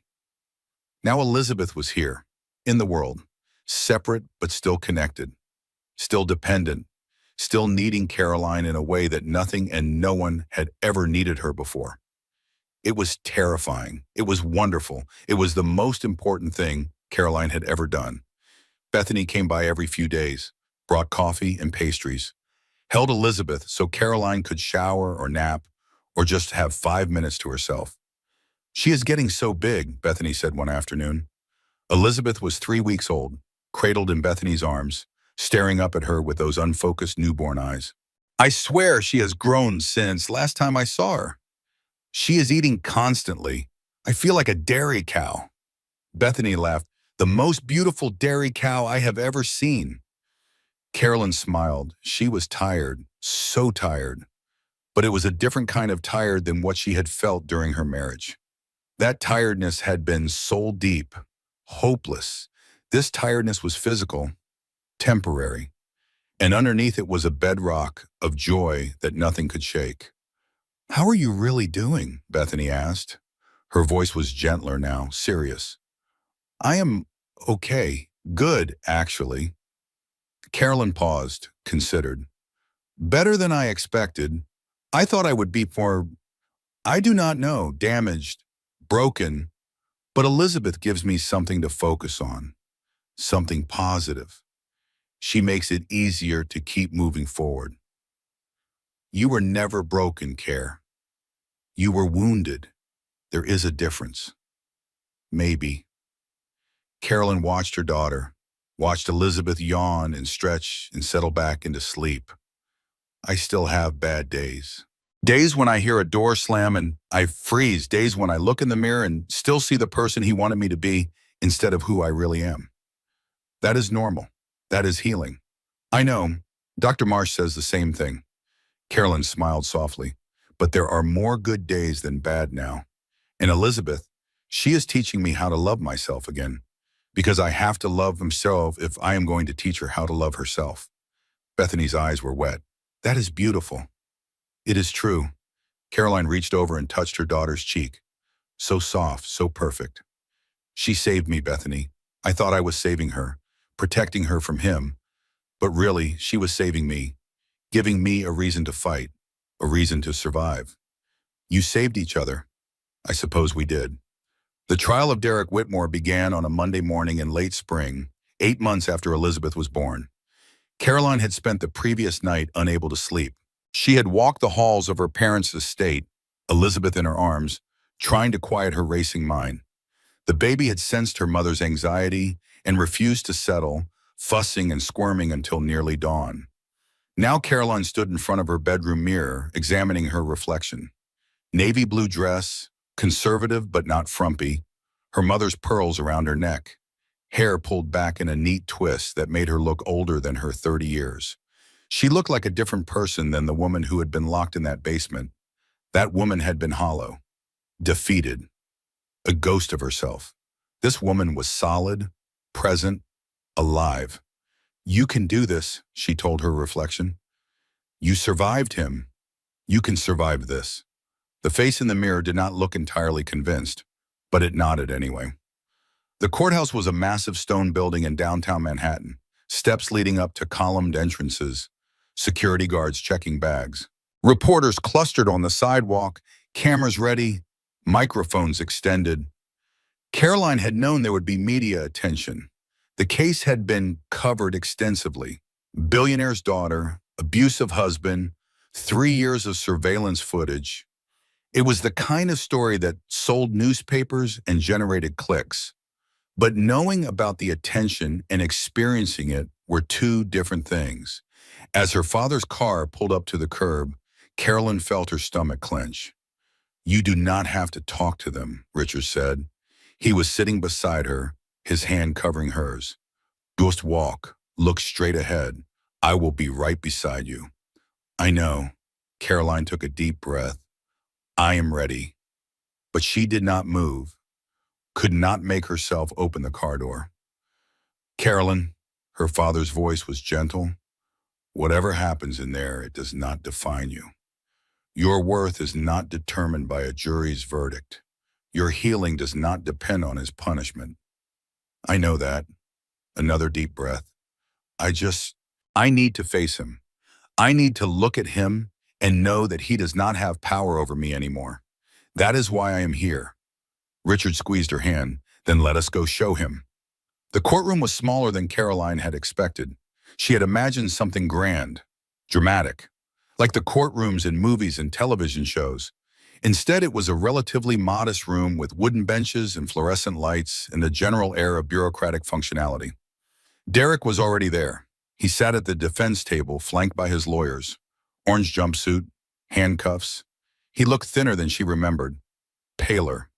The months in jail had stripped away some of his polish, but his eyes were the same. Those blue eyes that had once seemed so warm, so charming. Now they were cold, calculating, watching her as she entered the room. Carolyn made herself meet his gaze, made herself hold it for a long moment. "I am not afraid of you anymore. I am not the woman you created. I am someone new, someone you can never touch again." She looked away first, but it was her choice, her decision, not a retreat, a dismissal. She took her seat beside the prosecutor. Her father sat behind her in the gallery. Her mother was at home with Elizabeth, watching the proceedings on the news. Bethany was somewhere in the back of the courtroom, ready to offer support if needed. The judge entered. Everyone rose. The trial began. The prosecution's case was methodical and devastating. They started with the surveillance footage, 3 years of evidence, edited into a chronological narrative. The jury watched in silence as Derek Whitmore's true nature was revealed, frame by frame. Caroline in the basement, curled on the cold floor, crying. Carolyn with bruises on her arms, trying to hide them from the camera she did not know existed. Derek's voice, cold and contemptuous, filtering down from upstairs. "You will stay there until you learn to respect me." And finally, the night that had started everything. Carolyn, 8 months pregnant, locked in the basement while her husband drank scotch and watched television. The hours ticking by, the cold settling into her bones. Some of the jurors looked sick. Others looked angry. One woman in the back row was crying. Carolyn watched the footage too, forced herself to watch. It was strange seeing herself from the outside, seeing the woman she had been, the woman who had been so broken, so defeated, so lost. That woman seemed like a stranger now, someone she had known once, a long time ago, someone she had left behind in that basement. The other witnesses testified over the following days. Allison Hart flew in from Portland. She took the stand with quiet dignity, her voice steady despite the obvious pain. "He made me think I was crazy," she said, "told everyone I was unstable. By the time it was over, I had lost everything. My friends, my reputation, my belief in myself. It took me 10 years to rebuild what he destroyed in 2. The jury listened intently. Several of them were taking notes. Denise Rawlings came from Boston. Her hands shook as she described how Derek had sabotaged her career after she refused to date him. "I was good at my job, really good. But he made everyone think I was incompetent, dishonest. By the time I realized what was happening, it was too late. No one would hire me. I spent 2 years struggling to serve, all because I said no to him." The pattern was clear, undeniable. Derek Whitmore was not just an abuser. He was a predator, a serial manipulator who had spent years perfecting his techniques. And now, finally, he was being held accountable. Carolyn's turn to testify came on the fifth day of the trial. She had been preparing for this moment for months, practicing with the prosecutor, working through her anxiety with Dr. Marsh, reminding herself over and over that she had nothing to be ashamed of, that she wasn't the one on trial. But as she walked to the witness stand, her legs felt weak. Her heart was pounding. Her palms were damp with sweat. She placed her hand on the Bible, swore to tell the truth, sat down in the witness chair. Derek was watching her. She could feel his eyes on her, even though she refused to look at him. "You have no power here. You have no power over me. Not anymore." The prosecutor began with easy questions. Her name, her age, how she had met Derek, the early days of their relationship. Caroline answered carefully, clearly, the way she had practiced. Then the questions got harder. "Mrs. Whitmore, can you describe what happened on the night of October 15th? Caroline took a deep breath, closed her eyes for a moment. When she opened them, she looked directly at the jury. "I saw a text message on my husband's phone from a woman named Natalie. It said, 'Miss you already,' with a heart emoji. I asked him about it. He got angry. He grabbed my arm and pushed me toward the basement stairs. He locked me in the basement. I was 8 months pregnant." "How long were you in the basement?" "Approximately 8 hours, from around 10 at night until after 5 in the morning." "Can you describe the conditions in the basement?" "It was cold, unfinished, concrete floors. The only light came from a small window near the ceiling. There was no heat, no blankets, nothing to sit on except an old patio cushion I found against the wall." "Did your husband check on you at any point during those 8 hours?" "No." "Did he respond when you called out to him?" "No." "What were you feeling during those hours in the basement?" Carolyn paused, considered. This was the part she had struggled with the most in practice. How to put into words the terror of that night, the despair, the absolute certainty that no one was coming to help. "I was scared," she said finally. "Scared for myself, scared for my baby. I did not know if he was ever going to let me out. I did not know what would happen if I went into labor down there, alone, in the cold." She paused again, felt the emotion rising in her chest, pushed it down, kept going. "But mostly I felt resigned, because that night was not unusual. It was just the worst example of something that had been happening for 3 years. He had locked me in places before, the guest room, the garage, the basement. It was how he punished me when I displeased him." "Objection," Derek's lawyer stood up. "The witness is making characterizations about my client's intentions." "Overruled." The judge's voice was flat. "The witness may describe her experiences. Sit down." Carolyn continued. "He controlled everything. What I wore, who I saw, how I spent my time. He isolated me from my family and friends. He criticized me constantly, made me feel like I was worthless, like I was crazy, like everything that went wrong was my fault." "And why did you not leave?" The question every abuse survivor dreaded. The question that implied she was somehow complicit in her own suffering. Carolyn had thought about this moment for months, had crafted her answer with care. "I did not leave because I could not see clearly. Abuse does not announce itself.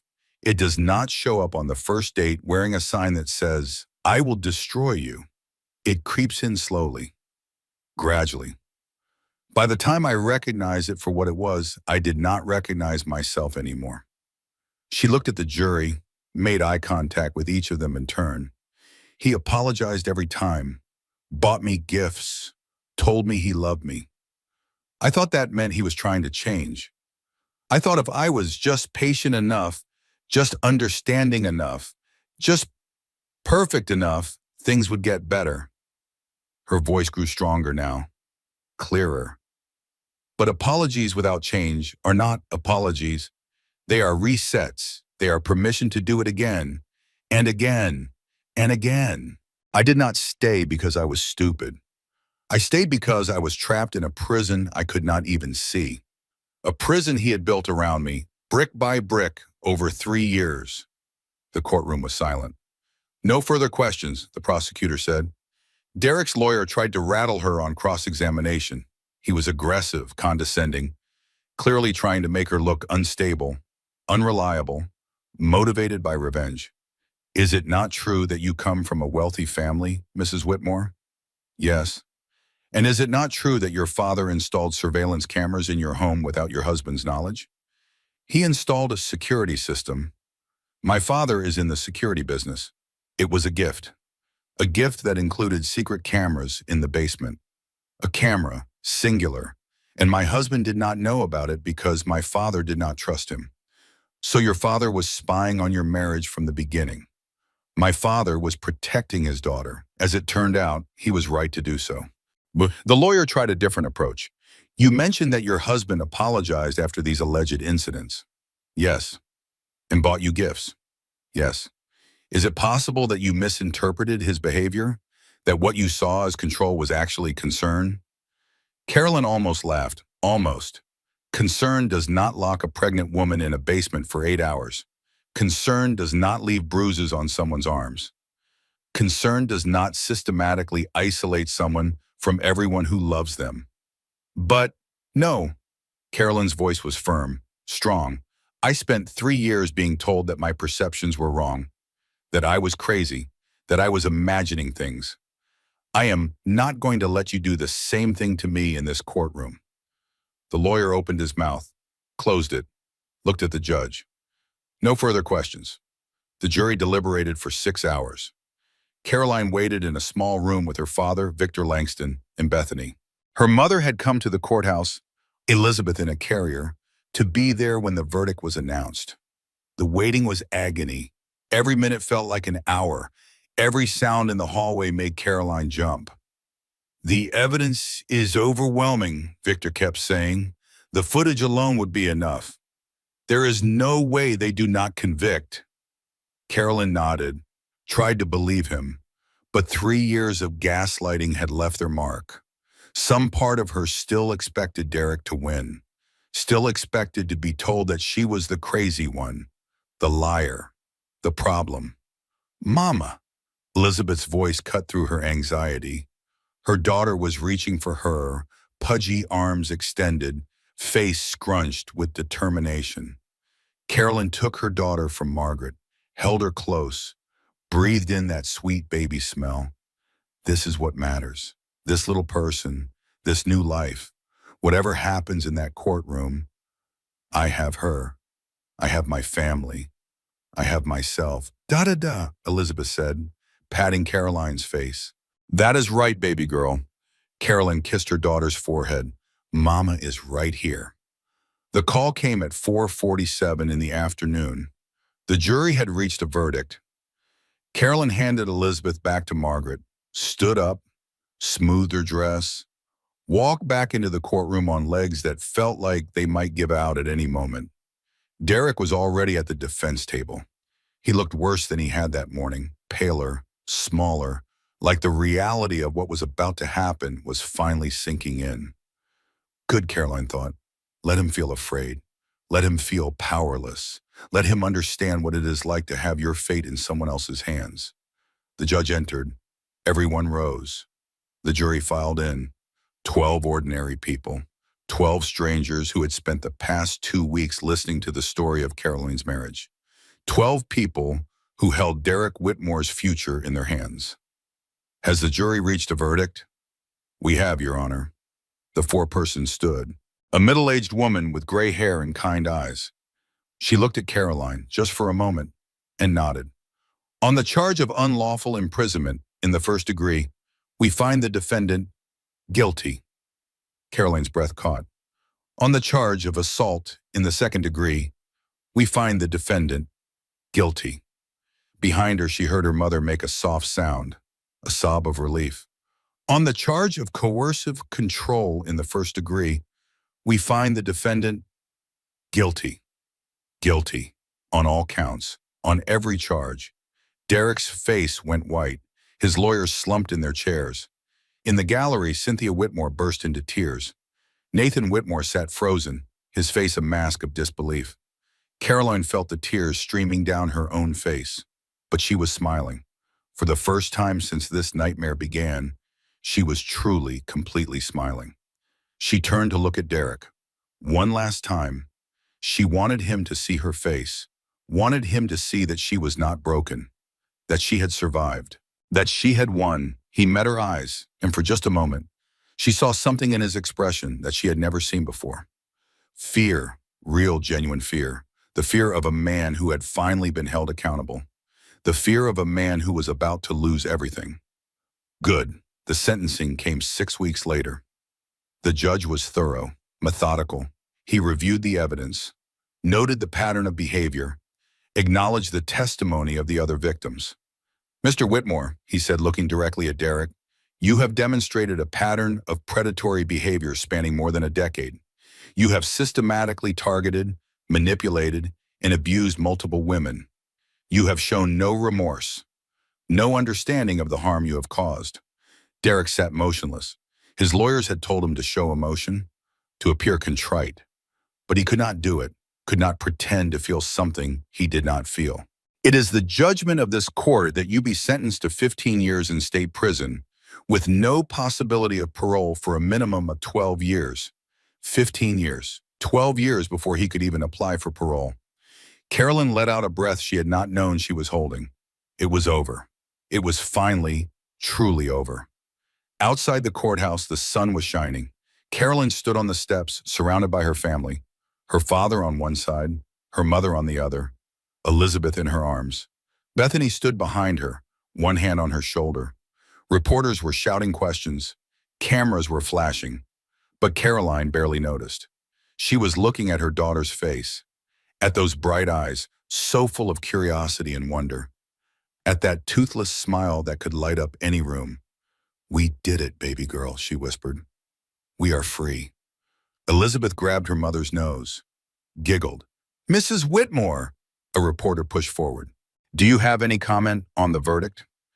Carolyn considered ignoring the question, walking away, going home to start the next chapter of her life. But something made her stop, turn, face the cameras. "I want other women to know something," she said. Her voice was clear, strong. "If you are in a situation like mine, it is not your fault. You are not crazy. You are not imagining things. And you are not alone." She paused, gathered her thoughts. "It took me 3 years to get out. 3 years of isolation and manipulation and fear. But I got out, and you can too. It will not be easy. It might be the hardest thing you ever do. But on the other side of that struggle is freedom. Real freedom. The kind of freedom where you get to decide who you are and what you want and how you live your life." She looked down at Elizabeth, then back at the cameras. "I am not a victim anymore. I am a survivor. And I am going to spend the rest of my life making sure my daughter knows what real love looks like, what real respect looks like, what real partnership looks like." She turned away from the reporters, started walking down the steps toward her father's waiting car. "Thank you, Caroline." The reporter's voice was softer now, almost gentle. "Good luck." Caroline smiled, kept walking. She did not need luck anymore. She had something better. She had herself. 1 year later, Caroline stood at the window of her new apartment. It was a bright September morning, the kind of morning that made you believe anything was possible. Sunlight streamed through the glass, painting golden rectangles on the hardwood floor. The smell of fresh coffee drifted from the kitchen. Outside, the city was waking up, filling with the sounds of traffic and voices and life. Behind her, Elizabeth was having a very serious conversation with a stuffed elephant. She was 18 months old now, walking and talking and getting into everything. She had her mother's dark hair and her grandfather's stubborn chin and a personality that was entirely her own. "Ella want juice," Elizabeth announced, holding up the elephant. "Ella can have juice after breakfast," Carolyn replied, not turning from the window. "And so can you. Juice now. Breakfast first, then juice." Elizabeth considered this, weighed her options, apparently decided that a tantrum was not worth the effort. "Okay, Mama." Caroline smiled. Her daughter was learning to negotiate, to compromise, to accept that she could not always get what she wanted immediately. These were skills that would serve her well in life. The apartment was small but perfect. 2 bedrooms, a tiny kitchen, A living room filled with art and books and all the things Caroline had denied herself during her marriage. It was hers, every inch of it. She had chosen the furniture, picked the colors, hung the paintings. No one had told her what to do or how to do it. Freedom, real freedom, the kind Derek had tried to steal from her. She had gone back to work 6 months ago, part-time at a small gallery in the village, similar to the one where she had worked before her marriage. The owner was a friend of her mother's, understanding about Caroline's need for flexible hours, supportive of her continued healing. It was not the career she had imagined for herself at 26, not the straight trajectory from graduate school to gallery director that she had planned, but it was good.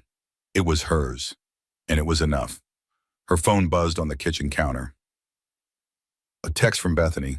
Coffee later? There is someone I want you to meet. No pressure, just coffee. Carolyn smiled. Bethany had been trying to set her up for months. A colleague's brother, a friend from yoga class, a guy she met at a bookstore who seemed really nice. Caroline had said no to all of them. She was not ready, might not be ready for a long time.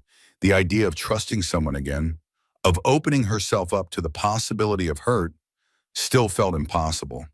But she was not saying no to coffee. Coffee was safe. Coffee was just two people talking. Coffee did not have to mean anything. Maybe she typed back, "Let me think about it." The response came immediately. 3 heart emojis and a dancing woman. Caroline laughed, tucked her phone into her pocket, turned back to her daughter. "Ready for breakfast, baby girl?" "Ready." Elizabeth abandoned the elephant and toddled toward the kitchen. "Pancakes? How about oatmeal?" "Pancakes. Oatmeal with bananas." Elizabeth considered this counteroffer. "Oatmeal with chocolate? Nice try. Oatmeal with bananas." "Okay, Mama." They had this negotiation every morning. Elizabeth always asked for something unreasonable. Caroline always offered something reasonable. They always ended up somewhere in the middle. It was, Caroline realized, a pretty good metaphor for life. That evening, after Elizabeth was asleep, Caroline sat at her desk by the window. The city lights sparkled in the darkness. A million windows, a million lives, a million stories playing out behind closed doors. Some of those stories were happy, some were sad, some were complicated mixtures of both. Her own story had been all of those things. Happiness and sadness and confusion and fear, and finally hope. A story she was still writing. A story that was nowhere near finished. She opened her journal, the leather-bound notebook she had started keeping a year ago on Dr. Marsh's recommendation. A place to put her thoughts, her feelings, her memories, a way of making sense of everything she had been through. She turned to a fresh page, picked up her pen, began to write. "Dear Elizabeth, someday you will be old enough to understand what happened. Someday you will ask questions about your father, about why he is not in your life, about what went wrong. I am writing this so you will know the truth, not the version he would tell, if he ever got the chance, not the version the tabloids printed, the truth as best as I can explain it." She paused, thought about what she wanted to say, what she needed her daughter to understand. Your father was not a monster, not in the way that word is usually meant. He did not hit me every day. He did not threaten my life. He did not do the obvious, dramatic things that people think of when they hear the word abuse. What he did was subtler, more insidious. He made me doubt myself, made me feel like I was crazy, like I was worthless, like I was lucky to have him because no one else would want me. He isolated me from everyone who loved me, controlled every aspect of my life, made himself the center of my universe, and then used that power to hurt me. By the time I realized what was happening, I had forgotten who I was. I had become a shadow, a ghost, a woman who existed only to serve his needs and avoid his anger. Carolyn felt the tears streaming down her face, did not wipe them away, let them fall. I am telling you this not to make you hate him, not to make you afraid. I am telling you so you will recognize the signs if you ever see them in your own life or in someone else's. Love does not control. Love does not isolate. Love does not make you feel small. Real love makes you stronger, makes you braver, makes you more yourself, not less. I did not know that when I married your father. I thought I did, but I did not. I thought love meant sacrificing yourself for someone else, giving up your own needs and wants and dreams, being whatever they wanted you to be. I was wrong. Real love is partnership, respect, support. It is two people walking side by side, not one person dragging the other down. That is what I want for you. That is what I will teach you. That is what I hope you will find someday when you are ready. Carolyn paused again, reread what she had written, added a few more lines. You saved me, Elizabeth. Did you know that? You were with me in that basement, kicking against my palm, reminding me that I had something to live for, something to fight for. Every time I wanted to give up, I thought about you, about the life I wanted to give you, about the mother I wanted to be. You made me brave. You made me strong. You made me remember who I was before him. I will spend the rest of my life trying to be worthy of you, trying to give you everything you deserve, trying to show you every single day what real love looks like. You are my heart, my hope, my reason for everything. I love you more than words can say. Forever and always, Mom. Caroline closed the journal, set down her pen, looked out at the city lights. She thought about the woman she had been. The woman who had stood at a window at her father's charity gala, dreaming of a future full of possibility. She thought about the woman she had become, the woman who had survived 3 years of abuse, who had fought her way back from the edge of destruction, who had built a new life from the rubble of the old. She thought about the woman she was still becoming, the mother, the survivor, the artist, the friend, all the pieces of herself that she was slowly putting back together. The basement door was never about the basement. It was about control, about making me small, about erasing who I was. But here's the thing about being erased. You can always rewrite yourself. She stood up from the desk, walked to Elizabeth's room, stood in the doorway, watching her daughter sleep. That peaceful face, those tiny hands, that complete, unshakable trust. This was her reason, her purpose, her everything. She was not the woman Derek had tried to create. She was not the victim. She was not the shadow. She was Caroline Ashford, mother, survivor, artist, and she was just getting started. The next morning, Caroline texted Bethany back. Okay, coffee, but just coffee. The response was immediate. 3 more heart emojis, a dancing woman, and a message. I knew you would say yes eventually. 3 o'clock, the place on Madison. Wear something cute, Caroline laughed. Put down her phone, picked up her daughter. Guess what, baby girl? Mama's going to have coffee with a stranger today. Coffee, Elizabeth clapped her hands. Not for you, you get juice, juice. Caroline kissed her daughter's forehead, held her close. Whatever happened next, she was ready. Ready to take risks, ready to trust again, ready to believe that the best parts of her life were still ahead. The past was behind her. The future was waiting. And for the first time in years, Caroline was not afraid to reach for it. And that is where our story ends. But for so many women, this story is still being written. If Caroline's journey touched your heart today, if her strength inspired you, if her words made you think about someone you know who might be struggling in silence, then I have a small favor to ask. Hit that like button. Not for me, but for every woman who needs to know she is not alone. Leave a comment below. Share your thoughts. Share your support. Your words might be exactly what someone needs to hear today. And if you have not already, subscribe to this channel and tap that notification bell. Because every week we share stories of strength, survival, and the unbreakable human spirit. Share this video with someone who needs to hear it. You never know whose life you might change. Thank you for staying until the end. Thank you for listening. Thank you for caring. Until next time, take care of yourself. And remember, no matter how dark the basement, there is always a door waiting to be opened. See you in the next story.